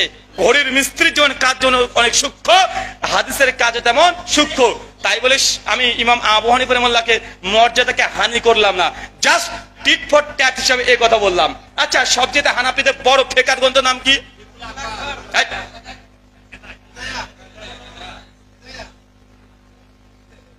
কুদরির নাম শুনেছেন? কুদরি ছাড়া কেউ আলেম হতে পারে? হ্যাঁ, কওমি মাদ্রাসা সিলেবাসের পাঠ্য বই, মানে কুদরি ছাড়া কেউ আলেম হওয়া সম্ভব নয়। আচ্ছা, আল্লামা কুদরি রাহিমাহুল্লাহ তিনি কি বিজনেস করতেন? মুকদ্দমা, মানে প্রথম ভূমিকাতে দেখবেন তার জীবনী লেখা আছে কুদরির ভূমিকাতে তিনি হাড়ি পাতিল তৈরি করতেন। তাকে হাড়িওয়ালা বলবো? হ্যাঁ, আমি এই কথা বলতে চাই না। আল্লাহ সুবহানাহু ওয়া তাআলা আমাদেরকে এই সব কর্ম দেখে কটূক্তি করে তার ইলমের মানহানি করা থেকে আমাদেরকে হেফাজত কৌশলে পড়ি, আমিন। সম্মানিত শুধু আমরা কোন মাসালায় ছিলাম গো? হ্যাঁ, তাকি উসমানী রাহিমাহুল্লাহ, সরি হাফেজাহুল্লাহ, তিনি বই লিখছেন স্পষ্ট ভাবে যে আমাদের মাযহাবের বিরুদ্ধে যদি কোনো সহিহ হাদিস চলে আসে, তারপর আমাদেরকে সেই সহিহ হাদিসকে প্রত্যাখ্যান করে দিয়ে ইমাম আবু হানিফা রাহিমাহুল্লাহর কথাকেই প্রাধান্য দিতে হবে। এই কথা শুধু একজন নয়, জাস্টিস তাকি উসমানী পাকিস্তানে তার বই লিখছেন, মাওলানা আব্দুল মালিক সাহেব সে বই সম্পাদনা করে অনুবাদ করাচ্ছেন। একই কথা পশ্চিমবাংলার হানাফিদের মধ্যে পশ্চিমবাংলার সব চাইতে বড় আলেম এখন জীবন্ত আছে, তার নাম হচ্ছে নাসিরউদ্দিন চাঁদপুরি হাফেজাহুল্লাহ। তার বইয়ের নাম ইমাম মানবো কেন, পৃষ্ঠা নাম্বার 26, 39, 41 তিন জায়গায় একই কথা লিখছে। ইমাম মুস্তাহিদের খিলাফ যদি কোনো কথা, কোনো হাদিস যদি আমাদের মাযহাবের বিরুদ্ধে চলে আসে, তাহলে একজন মুকাল্লিদের জন্য হাদিসকে ত্যাগ করে ইমাম আবু হানিফার কথাকে গ্রহণ করা এটা ওয়াজিব। আসামের মুফতি, সব জায়গাতে একটু একটু দলিল দিয়ে দিই, আসামের মুফতি মাওলানা আব্দুল খালেক কাশেমি, তার বইয়ের নাম হচ্ছে মাযহাব কেন মানবো, পৃষ্ঠা নাম্বার 128 তিনি একই কথা লিখছেন। ইমাম আবু হানিফার বিরুদ্ধে যদি কোনো সহিহ হাদিস চলে আসে, একজন মুকাল্লিদের জন্য কর্তব্য এটাই, হাদিসকে বাদ দিয়ে ইমাম আবু হানিফার কথার উপরে আমল করা একজন মুকাল্লিদের জন্য এটা অবধারিত, এটা ওয়াজিব।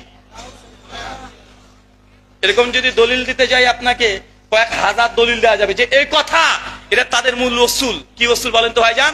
এটাই তাদের মূল উসুল যে আমাদের মাঝে যা ইমাম আবু হানিফা ফতোয়া দিয়েছে তাই মানতে হবে। তার জ্বলন্ত দৃষ্টান্ত আর একটা দিই, বাদাইস সানায়া কিতাবুত তাহারাত হাদিস পৃষ্ঠা নাম্বার 29, ইমাম আবু হানিফা রাহিমাহুল্লাহর মতে ওযু করার জন্য নিয়াত করা এটা শর্ত নয়, নিয়াত না করলে ওযু হয়ে যাবে। হানাফি মাঝে এটা রাজে ফতোয়া, অনেক হয়তো জানেন না এটা। হানাফি মাঝের ফতোয়া হচ্ছে এটা ওযু করাটা এটা অবধারিত, কেউ করতে চাইলে করতে পারে, মুস্তাহাব, না করলে ওযু হয়ে যাবে। কথা বুঝতে পারলেন? মানে ওযু করার জন্য হানাফি মাযহাবের ফতোয়া এটা জাস্ট মুস্তাহাব, করলে হবে, না করলেও ওযু হয়ে যাবে। কিন্তু একাধিক হাদিস দ্বারা প্রমাণিত যে না ওযু করাটা এটা প্রত্যেকটা ইবাদতের জন্য প্রথম শর্ত, কিন্তু এটাকে তারা না গ্রহণ করে তারা বলছে যে না আমাদের করার প্রয়োজন নেই। আল্লাহ সুবহানাহু ওয়া তাআলা আমাদেরকে কথা বোঝার তৌফিক দান করো, আমিন। তার মানে বুঝতাম এখানে মাযহাব একটা গণ্ডির মধ্যে সীমাবদ্ধ। কি বললাম?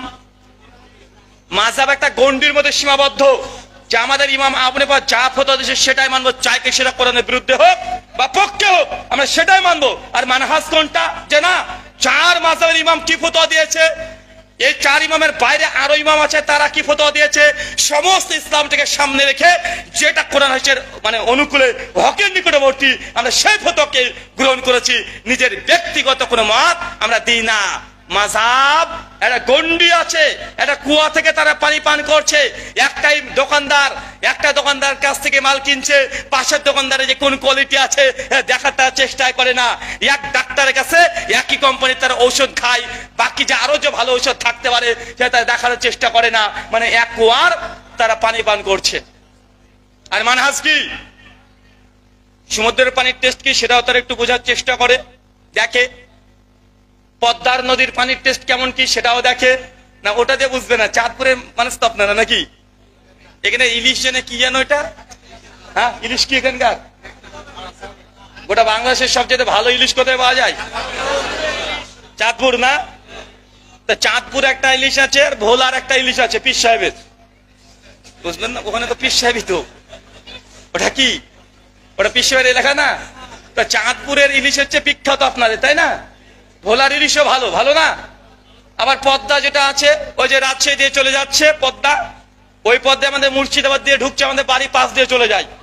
কথা বুঝতে পারলেন তো? ওই পদ্মা তো ইলিশ হয়, সব ইলিশের কোয়ালিটি এক না আলাদা? তো এখন কেউ যদি বলে যে না চাঁদপুরে ইলিশ খাওয়ার দরকারই নেই, ওই পদ্মার ইলিশই খাবো, বা ব্রহ্মপুত্রা নদীতে যে ইলিশ হয় সেটাই খাবো, এক জায়গাতেই যারা ফতোয়া নেয় এটা হচ্ছে মাযহাবী। কি কথা বলেন?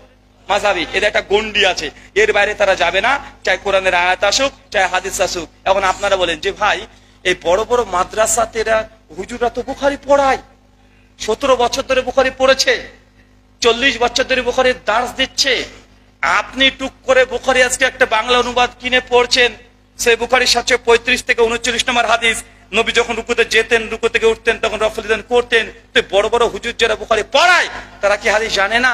জি তারা জানে, আপনার চেয়ে ভালোই জানে। এমন প্রশ্ন, তাহলে তারা মানে না কেন? কেন আমল করে না?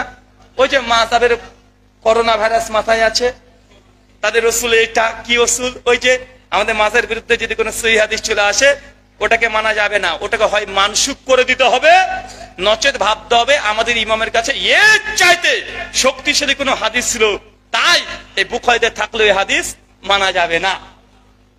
এখন যাদের মাথায় এই পোকা আছে তারা হচ্ছে মাযহাবী। কি বললাম? যাদের মধ্যে এই পোকা ঢুকে গেছে তারা হচ্ছে মাযহাবী।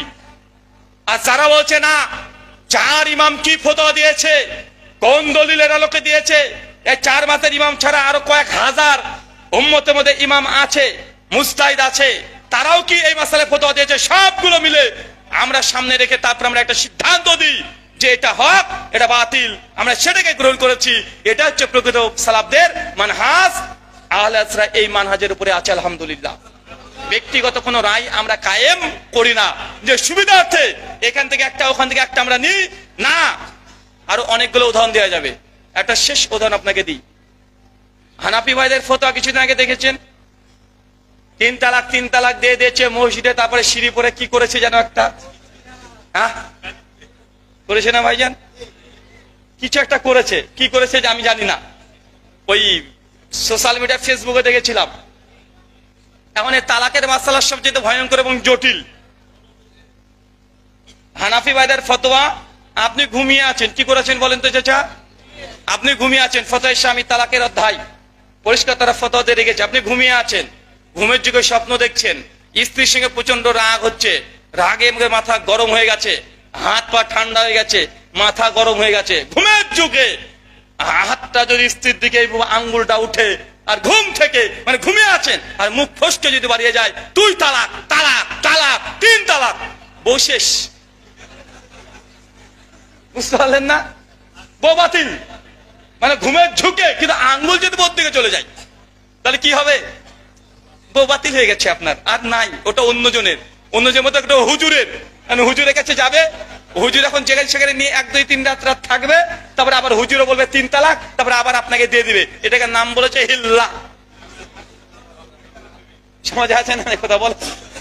এটা আছে। আহলে হাদিস তাদের ফতোয়া তালাকে সালেসা ওয়াহিদা, তিন তালাক কেউ যদি দেয় সেটা হবে এক তালাক। হানাফি ভাইদের ফতোয়া তিন তালাক কেউ যদি এক মজলিসে দেয় সেটা তিন তালাক বলেই গণ্য হবে। খুব জটিল মাসালা, আর এই মাসালা অনেক বড় বড় আলেমরা কথা বলতে চায় না। ইসলামের কিছু কিছু বিধান আছে মানে এত গভীর, জাস্ট আপনাকে উসুল বোঝায়। বাংলাদেশে একজন আমার কিউট বয় আছে, চেনেন? অনেকে বলে রাহুল ভাই আপনি এভাবে আলেমদের এরকম নাম দিয়েছেন, এটা খারাপ না? আমি বললাম ভাই নাম কি আমি খারাপ দিয়েছি? কিউট বয়, এত সুন্দর নাম, চমৎকার নাম, ওর বউ হয়তো এই নামে ওকে ডাকে না, আমি এত ভালোবেসে তার নাম রেখেছি। উনি তো আমাদের আলেমদেরকে, শেখ আব্দুর রাজ্জাক বিন ইউসুফকে বলে দাজ্জাল, বলে কি বলেন না কথা বলেন? মুজাফফর বিন মহসিন হাফিজাহুল্লাহকে বলে কাজ্জাব, মিথ্যুক, কত কি গালি দেয়। আমরা কি গালি দিয়েছি? কাউকে মন্দ বলেছি? তারপরে বলে যে রুহুল ভাই ভালো না। মানে কুমিল্লার পাশে আছি তো, ব্রাহ্মণবাড়িয়ার পাশে, ওই টানটা চলে যাচ্ছে, মানে তাহিরির ওই টান চলে যাচ্ছে। তো বিষয়টা হচ্ছে যে ওরা আমাদের আলেমদেরকে গালিগালাজ করে। ভাই আমি তো গালিগালাজ করি নাই, গালিগালাজ করেছি? আমি বলেছি কিউট বয়, ভালো লাগে আমার, তার জন্য বলেছি, ভালোবেসে নাম দিয়েছি। আল্লাহ নবী আমাদের আয়েশার নাম আয়েশাই, তাকে ডাকতো উম্মে হুরায়রা, মানে মানে আপনার যদি ভাষায় অনুবাদ করেন হবে সোনা পাখি, মানে পাখি। কথা বুঝতে পারলেন না? তো আল্লাহ নবী ভালোবেসে স্ত্রীর নাম দিয়েছেন, তো আমি আমার ভালোবাসার আলেম একজন কিউট বয় নাম দিতে পারবো না? আমি কি খারাপ নাম দিয়েছি? খারাপ নাম তো আমি দিই নাই। আরেকজন রংপুরে একজন হুজুর আছে, রংবাজ, আমি ওকে বলেছিলাম প্লে বয়। কেন? ও আগে খেলতো, তো আমি ওর সিফাতের উপরে বৈশিষ্ট্যে মানে আমি নাম দিয়েছি। আরেকজন নাম দিয়েছিলাম যে নাইট বয়। কে বলেন তো? ওই যে কালো চশমা রাত্রি হতে পড়ে থাকে। ভাই সানগ্লাস দিনে পড়তে হয় সূর্যের তাপ থেকে, ও রাত্রে কালো চশমা পরে বক্তব্য দেয়। তোকে আমি এখন যে নাইট বয় বলি, বা এটা খারাপ? আমি বুঝি না কেন আপনারা রেগে যান। আরেকজন আছে যে রাজশাহী, ওকে বলেছিলাম লাভ গুরু। হ্যাঁ, ওই যে শুধু প্রেম ভালোবাসার গল্প বলে, যে যুবক ভাই মানে বিয়ে আর বিয়ে, মানে গার্লফ্রেন্ড বয়ফ্রেন্ড এটা ছাড়া মানে আলোচনা নাই, মানে সিংহভাগ আলোচনা এগুলোই থাকে। তোকে বলেছি লাভ গুরু, ভাই খারাপ জিনিসটা। আমি কাউকে গালি দিই নাই ভাই, আমাকে খারাপ ভাবেন না, আমি ভালোবেসে নামগুলো দিই। তো আমার কিউট বয় উনি তালাকের মাসলা বুঝাচ্ছে যুক্তি দিয়ে। এই একজন ওঠেন তো, এই তুই আয়, তোকে মারবো, এদিকে আয়। আপনি আসেন, ভয় পাচ্ছে। আমার কিউট বয় পাশে এরকম একজন ব্যক্তিকে নিয়েছে, বলছে দেখেন আহলে হাদিসরা ওরা গুনতেও জানে না। শ্রোতারা ঠিক যা করে ধরেন ঠিক করে উঠছে, দেখুন প্রমাণ দিচ্ছে। ওই যে দেখবেন যে আহলে হাদিসরা গোনাও জানে না, ওরা 1 থেকে 3 গুনতেই পারে না। তারপরে গেছে 1 2 3, বলেন তো কয়টা মারলাম? বলছে আহলে হাদিসরা বলে একটা। কেন? বলছে এক বই থেকে বিবিকে যদি 3 তালাক দেয় বলবে একটা পড়েছে, তো মারলাম তো 3টে, একটা হয় কিভাবে? কথা বুঝতে পারলেন না? বসেন। আমি আমার কিউট বয়কে বলেছিলাম টিট ফর ট্যাট, তুমি যেটা ভাষায় বুঝো সেই ভাষায় না বুঝালে তুমিও বুঝবে না। আমি তখন বললাম যে কিউট বয় চাচা আপনাকে প্রশ্ন করি, চাচা কে কে বিয়ে করেছেন একবার হাত তুলেন তো দেখি।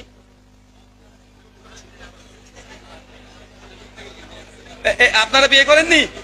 এটা মাশাআল্লাহ, নামান। আচ্ছা কে কে বিয়ে করেছেন তারা হাত তোলেন।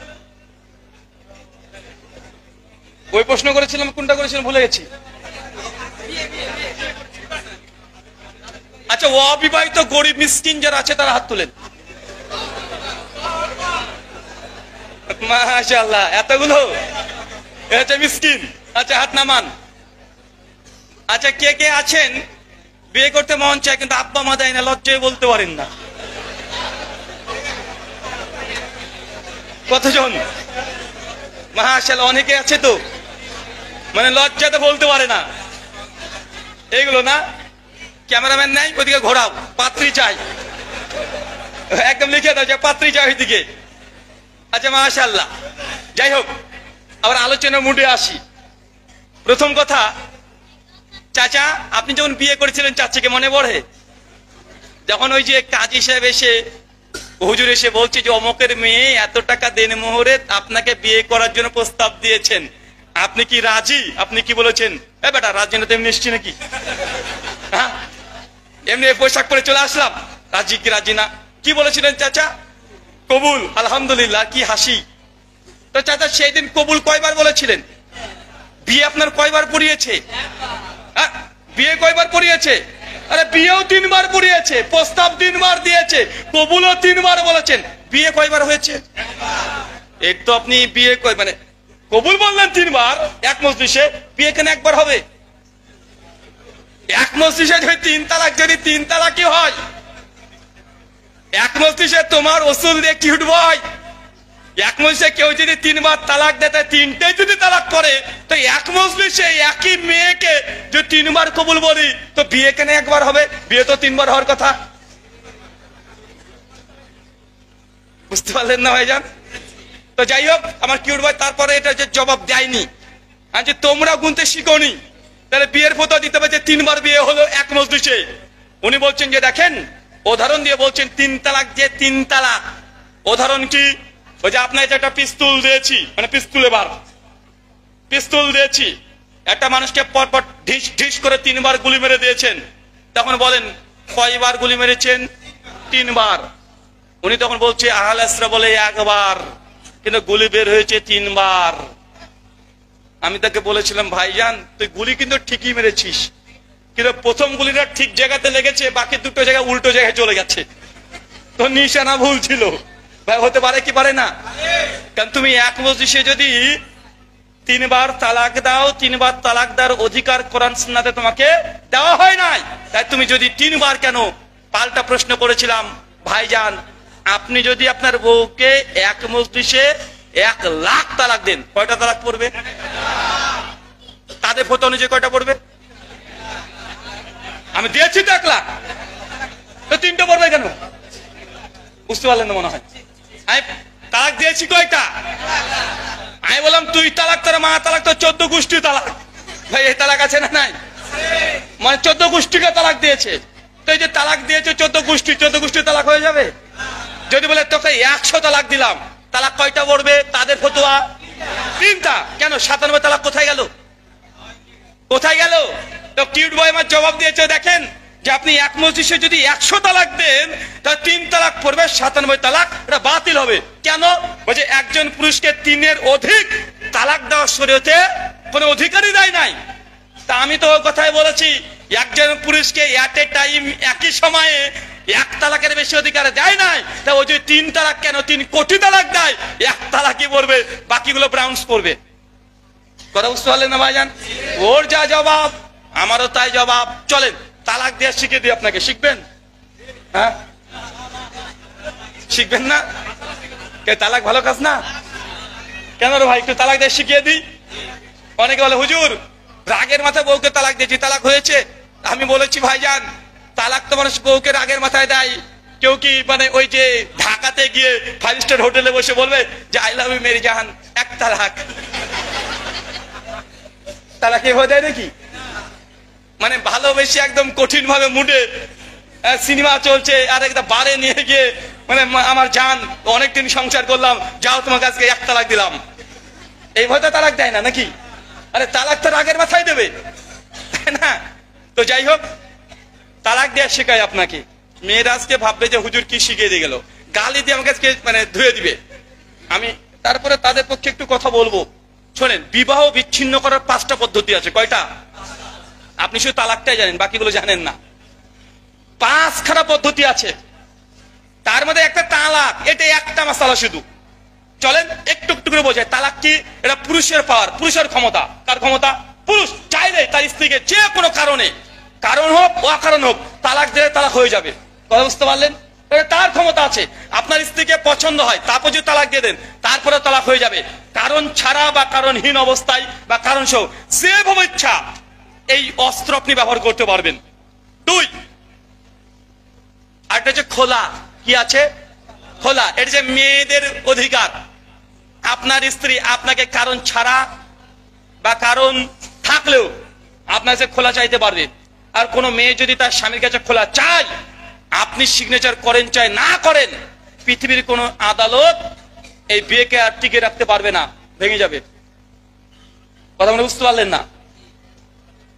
পৃথিবীর কোন মানে আদালত, পৃথিবীর কোন মানুষ স্ত্রী যদি খোলা তালাক চায়, আপনি যদি বলেন না আমি দেব না, এটা আপনার অধিকারই নাই। ও খোলা তালাক চাইলে ইসলামী আদালত বাধ্য তাকে খোলা করে দেওয়া। এটা কাদের অধিকার? নারীদের। 3, নিকাই তাফরিক। তাফরিক মানে বিচ্ছিন্ন করে দেওয়া। কি করে দেওয়া? বিচ্ছিন্ন করে দেওয়া। স্বামীও চায় না বউকে তালাক দিতে, বউও চায় না স্বামীকে তালাক দিতে। দুজনের সম্পর্ক ভালো চলছে, খুব সুন্দর সংসার চলছে, কিন্তু এমন করে ইনসিডেন্ট জীবনে ঘটে যেতে পারে যে বিবাহকে টিকে রাখা যাবে না, এটা অটো তালাক হয়ে যাবে। কেমন? আপনি বিয়ে করছেন 10 বছর হয়ে গেল, সন্তানও আছে, সুখের সংসার, হঠাৎ করে কোন একটা খবর চলে আসলো আপনার কাছে, বা কি একজন এসে বলছে কে রে, এটা তো স্ত্রী। তো হ্যাঁ, তুই একে বিয়ে করছিস কেন? তো কেন? এটা তো দুধ বোন। তারপর যদি প্রমাণ হয়ে যায় সত্যি মেয়েটা যে আপনার স্ত্রী, সে দুধ বোন, পৃথিবীর কোন আদালত, কোন মানুষ আপনার সংসারকে অটুট রাখতে পারবে না। বাধ্য এই বিয়েকে ভেঙে দেওয়া, বিচ্ছিন্ন করে দেওয়া। এটাই কি বলা হয়? নিকাই তাফরিক, বিচ্ছিন্ন করে দেওয়া। আর একটা আছে, দেখা যাচ্ছে আপনার স্বামী বাংলাদেশি, স্ত্রীও বাংলাদেশি, হঠাৎ স্বামী বিদেশে চলে গেল, 10 বছর ধরে খবর নেই, কোনো যোগাযোগ নেই, মরে গেছে না বেঁচে আছে না হারিয়ে গেছে না কোথায় আছে খোঁজ কেউ জানে না। আয়না ঘরে 10 বছর ধরে গুম করে রেখে দিয়েছে, ছিল না ভাইজান? এরকম ঘটনা যদি ঘটে যায়, তাহলে এই বিবাহটার বিধান কি? কেন ওই মেয়েটা বাড়িতে আছে, স্বামী হারিয়ে গেছে বা গুম হয়ে গেছে বা খোঁজ পাচ্ছে না, বা স্বামী দেখা যাচ্ছে সৌদি আরবে গিয়ে একটা নতুন বিয়ে করে ওখানে সংসার করছে, কিন্তু স্বামী তালাকও দেয়নি, তালাকের কোনো মেসেজও আসেনি, কোনো কাগজপত্র কিছুই আসেনি, আর যতক্ষণ প্রথম স্বামীর সঙ্গে তালাক না হচ্ছে এই মেয়েটা বিয়ে করতে পারবে? বিয়ে করা হারাম। এখন কি করবে? ওমর ইবনুল খাত্তাবের ফতোয়া এবং সালফে সালেহিনের ফতোয়া এটাই যে মেয়েটি 4 বছর অপেক্ষা করবে। কয় বছর? 4 বছর অপেক্ষা করবে ইসলামী আদালতে, তারপরে বলবে স্বামী 4 বছর ধরে আমার সঙ্গে কোনো যোগাযোগ নেই, কি হয়েছে আমি জানি না। ইসলামী আদালত সেদিন তাকে ফতোয়া তখন সিদ্ধান্ত দিয়ে দিবে যে ইদ্দত পিরিয়ড পালন করো 4 মাস 10 দিন, তারপরে তুমি নতুন বিবাহে আবদ্ধ হতে পারবে। কথা বুঝতে পারলেন না? তবে এই মাসালায় বেহেশতির জিওরে আশরাফ আলী থানভী তিনি আলোচনা করতে গিয়ে তারা কথা বলছেন যে যদি কেউ স্বামী হারিয়ে যায়, গুম হয়ে যায়, খুঁজে না পাওয়া না যায়, তাহলে 120 বছর অপেক্ষা করবে। কত বছর? 120 বছর। নেন ঠেলা, 120 বছর পর বিয়ে করবে। আল্লাহ নবী সুনান তিরমিজি 3540 নম্বর হাদিস, নবী বলছেন যে আমার উম্মতের গড় বয়স 60 থেকে 70, উনি ডবল দিয়ে দিয়েছেন। মানে মেয়েটা যদি 20 বছরে বিয়ে হয়, ওই সময়তে যদি স্বামীটা গুম হয়ে যায়, স্বামীটা হারিয়ে দেখাচ্ছে অন্য যে গিয়ে সংসার করছে জানাই নাই, এখন মেয়েটা কত বছর অপেক্ষা করবে? 120 বছর। তারপরে ইদ্দত পালন করবে 4 মাস 10 দিন, তারপর মেয়েটা বিয়ে করবে। হ্যাঁ, সব কবরে হবে, ওটা দুনিয়াতে মেয়েটার আর হবে না। কোথায় হবে? কবরে হবে। যদিও হানাফি বারে এই ফতোয়ার উপর আর আমল করে না, এই ফতোয়াকে তারা বন্ধ করে দিয়েছে, বলছে না না না এই ফতোয়া মানা যাবে না। রিসেন্ট যত ফতোয়া রাজকল আসছে ওরা ইমাম মালিকের মাযহাব থেকে তারা ফতোয়া নিয়ে এসে বলেছে যে না, 4 বছরই অপেক্ষা করবে, তারপরে নতুন করে বিয়ে করবে। তবে কোন হানাফি দিয়ে যেন বিয়ে না হয়, শাফি বা মালিকি মাযহাবের ইমাম দিয়ে বিয়ে করাতে হবে। বাহারুর রায়কের মধ্যে ফতোয়া দিয়ে রেখে দিয়ে দিয়েছে যে না, 4 বছর অপেক্ষা করবে, যেহেতু ইমাম মানে হানাফি মাযহাব অনুযায়ী 120 বছর। কিন্তু এটা তো দেখছি যে না, এটা কোরআন সুন্নাহর বিরুদ্ধে, বাস্তব রিয়েলিটির বিরুদ্ধে চলে যায়। তার জন্য হচ্ছে এই মাসালা আমরা ইমাম মালিকের ফতোয়া মানবো। তবে যাকে মানছে তাকে বলে দিবা এটা হানাফি মাযহাব না, এটা মালিকি মাযহাব। তাই বিয়ে ফতোয়া যেহেতু মালিকি মাযহাবে মানবা, তো বিয়ে করতে হবে মালিকি ইমাম দিয়ে। দেখেছেন কত বড় মানে মাযহাবি গোরামি, কত মানে নিচু পর্যায়ে চলে গেছে, কত নিচু পর্যায়ে। আচ্ছা, আর একটা আছে বিবাহ বিচ্ছিন্ন হওয়া। কয়টা বলেছি? 5 নম্বর আর একটা আছে, যদি দেখেন কখনো নিজের স্ত্রীকে জেনা করতে, ডাইরেক্ট ব্যভিচার, একদম বেড শেয়ার, তাহলে ওই স্ত্রীকে রাখা যাবে? যাবে না, ও তালাক দিতে হবে। আপনি ব্যভিচার করতে দেখলেন ঘরে, আপনার স্ত্রী ইগনোর করছে যে না আমি ব্যভিচার করিনি, মানুষকে ডেকেছেন যে আমার স্ত্রী জেনা করেছে, তাকে আমি আর রাখতে চাই না, কিন্তু স্ত্রী অস্বীকার করছে যে না আমি জেনা করিনি। আপনি বলছেন করেছে, স্ত্রী বলছে করেনি। এখন কি করবেন? কি করবেন? জোরে বলেন। কয়জন সাক্ষী? হ্যাঁ, এটাই ভুল। স্ত্রী ব্যতীত দুনিয়ার কোন নারীর উপরে যদি অভিযোগ দেন, অপবাদ লাগান যে জেনার অভিযোগ, 4 জন সাক্ষী লাগে, স্ত্রীর ক্ষেত্রে লাগে না। কি বললাম? নিজের স্ত্রীর ক্ষেত্রে কোন সাক্ষী পেশ করা যাবে না। জেনার যদি অভিযোগ আসে, স্ত্রী বাদ দিয়ে অন্য নারীর জন্য কয়জন লাগবে? 4 জন। এখন কি করতে হবে? স্ত্রী বলছে জেনা করিনি, আপনি বলছেন জেনা করেছে, এই মামলা এখন আদালতে যাবে, ইসলামী আদালতে যাবে। তখন নারীকে বলতে হবে, আপনার স্ত্রী বলবে আল্লাহি, আল্লাহর কসম আমি জেনা করিনি, আমার স্বামী মিথ্যা অভিযোগ দিচ্ছে, আমি যদি জেনাকারিনী হয়ে থাকি আল্লাহ তো লানত আমার উপরে পড়ুক। 3 বার এই কথা বলবে। কয়বার? 3 বার। পুরুষও বলবে আল্লাহি, আল্লাহর কসম করে বলছি আমার স্ত্রী জেনা করেছে, আমি দেখেছি, আমি যদি মিথ্যাবাদী হই আমার উপর আল্লাহ লানত। পুরুষও বলবে 3 বার। 3 বার বলা শেষ, বিবাহ অটো তালাক, কেটে গেছে, আর নাই সংসার। কথা বলে বুঝতে পারলেন না? স্বামী যদি স্ত্রীর প্রতি অভিযোগ দেয়, 4 জন সাক্ষী এখানে লাগে না, ডাইরেক্ট লিয়ানের হুকুম চলে আসবে। কি আসবে? ডাইরেক্ট লিয়ান। এটা নিকাই লিয়ান বলা হয়, মানে সেই বিবাহকে বিচ্ছিন্ন করার জন্য এই লিয়ান, মানে নিজের উপরে লানত করা, ওই স্ত্রীর সঙ্গে সংসার করা জায়েজ নয়। কয়টা পদ্ধতি পেয়েছেন? 5টা। এখন তালাক দিয়ে একটু শিখিয়ে দিই, আলোচনাটা শেষ করি। লম্বা হয়ে গেল না আলোচনা? আপনার কাছে তো লম্বা হবে না। কিছু বলছেন?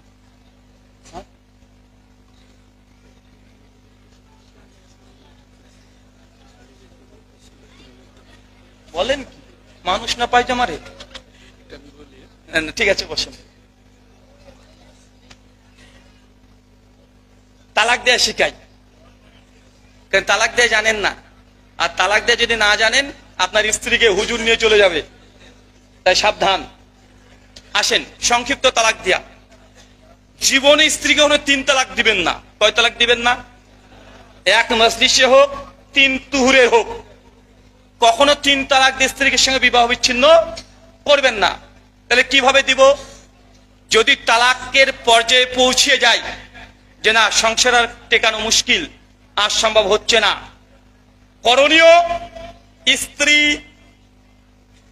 যখন হায়েস্ট পিরিয়ড থেকে পবিত্র হবে, সহবাসহীন অবস্থায় মাঝখানে কোনো ফিজিক্যাল যাওয়া যাবে না। যদি চলে যান তালাক দিলে আর কার্যকরী হয় না।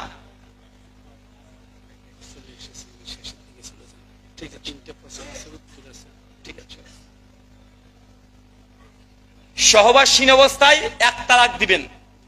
তালাক দিয়ে দিলেন, 3 মাস 3টে তুহুর স্ত্রীর সঙ্গে মেলামেশা করবেন না। কথা বুঝতে পারলেন? 3 মাস পরে স্ত্রীকে বাপের বাড়ি পাঠিয়ে দেন, তালাক হয়ে গেছে, বিয়ে ভেঙে গেছে। কি বললাম এটা? কথা মনে বুঝতে পারেননি?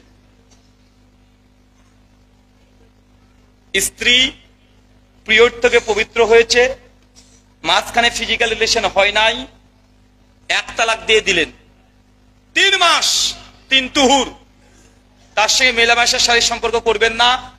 এবং এ কথাও বলবেন না যে আমি তোমাকে প্রত্যাবর্তন করলাম, রুজু করলাম।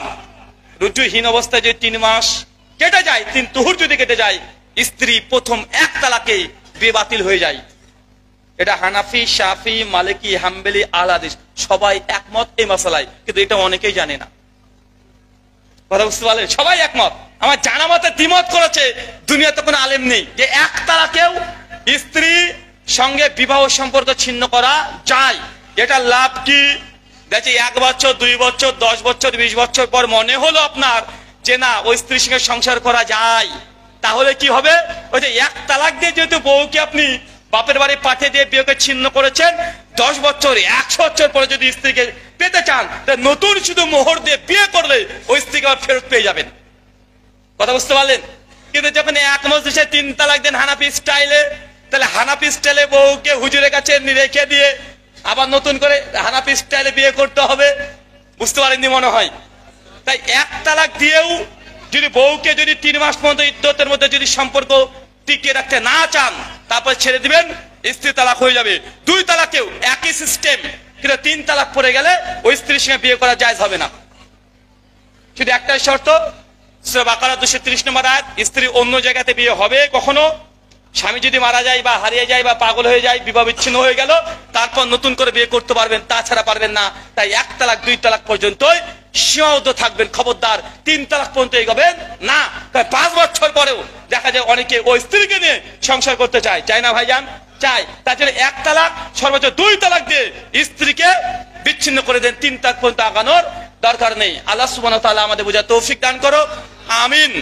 3টে প্রশ্ন করব, হ্যাঁ করবো 3টে প্রশ্ন। আচ্ছা বলেন, কোরআনের একটা আয়াত বলেছিলাম, যে আয়াতের বাংলা অনুবাদ যারা ঈমান আনার পরেও নিজের ঈমানকে জুলুমের সঙ্গে সংমিশ্রণ করেনি, এটা কোন সূরার কত নম্বর আয়াত? হ্যাঁ মাশাআল্লাহ, চলে আসেন, এই আসেন, এদিকে আসেন।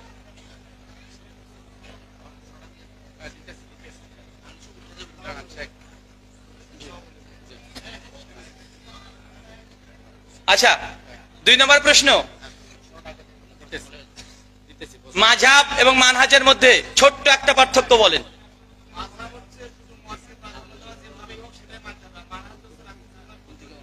না বলিনি তো এটা, হ্যাঁ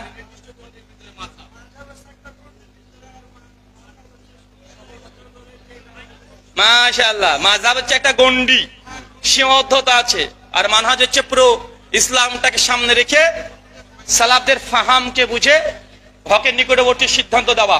জি মাশাআল্লাহ, শুকরান। আর একটা প্রশ্ন বলেন তো, তালাকের কয়টা ভাগ, মানে বিবাহকে বিচ্ছিন্ন করতে হলে কয় ভাগ? কতজন রে? দাঁড়াইছে কে কে দাঁড়াইছে আগে না, বয়স যার বেশি তার। কার বয়স বেশি দেখেন তো? হ্যাঁ, কার বয়স বেশি? আপনি আপনার এই দুজন কে? এখানে একজন, এখানে একজন, মঞ্চে বয়স বেশি হয়েছে। তিনজন দাঁড়ান। বয়স বেশি যে তিনজন আছেন দাঁড়ান। আসেন, তিনজন আসেন। বলেন কয়টা বিবাহ বিচ্ছিন্ন করার পদ্ধতি?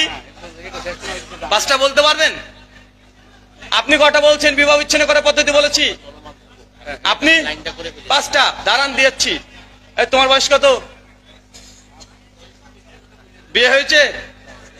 বসে বাচ্চা ছেলে, 22 বছরের ছেলে, বলছি বয়স বেশি তাকে দেবো, বিয়েই করে। দাঁড়ান দাঁড়ান। আচ্ছা, আরেকজন উত্তর দিয়েছে, দাঁড়ান। তিনজন। আচ্ছা, না না, তিনজনকে দেবেন, দাঁড়ান। আচ্ছা, অবশ্যই দেবেন। শোনেন, তিনজনই বলেছে 5খানা। আলহামদুলিল্লাহ, ঠিক বলেছে না? নামগালা বলেন তো। যে বেশি বলতে পারবে সে পার হকদার নাকি? বলেন কি কি? ইটালিয়ান,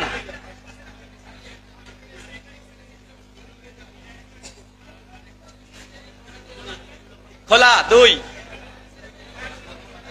তালাক তাফরিক। চলে আসেন, মাশাআল্লাহ, চলে আসেন। তিনজন চলে আসেন, চলে আসেন। শুকরান, জাযাকাল্লাহু খায়রান, বারাকাল্লাহু ফিকুম।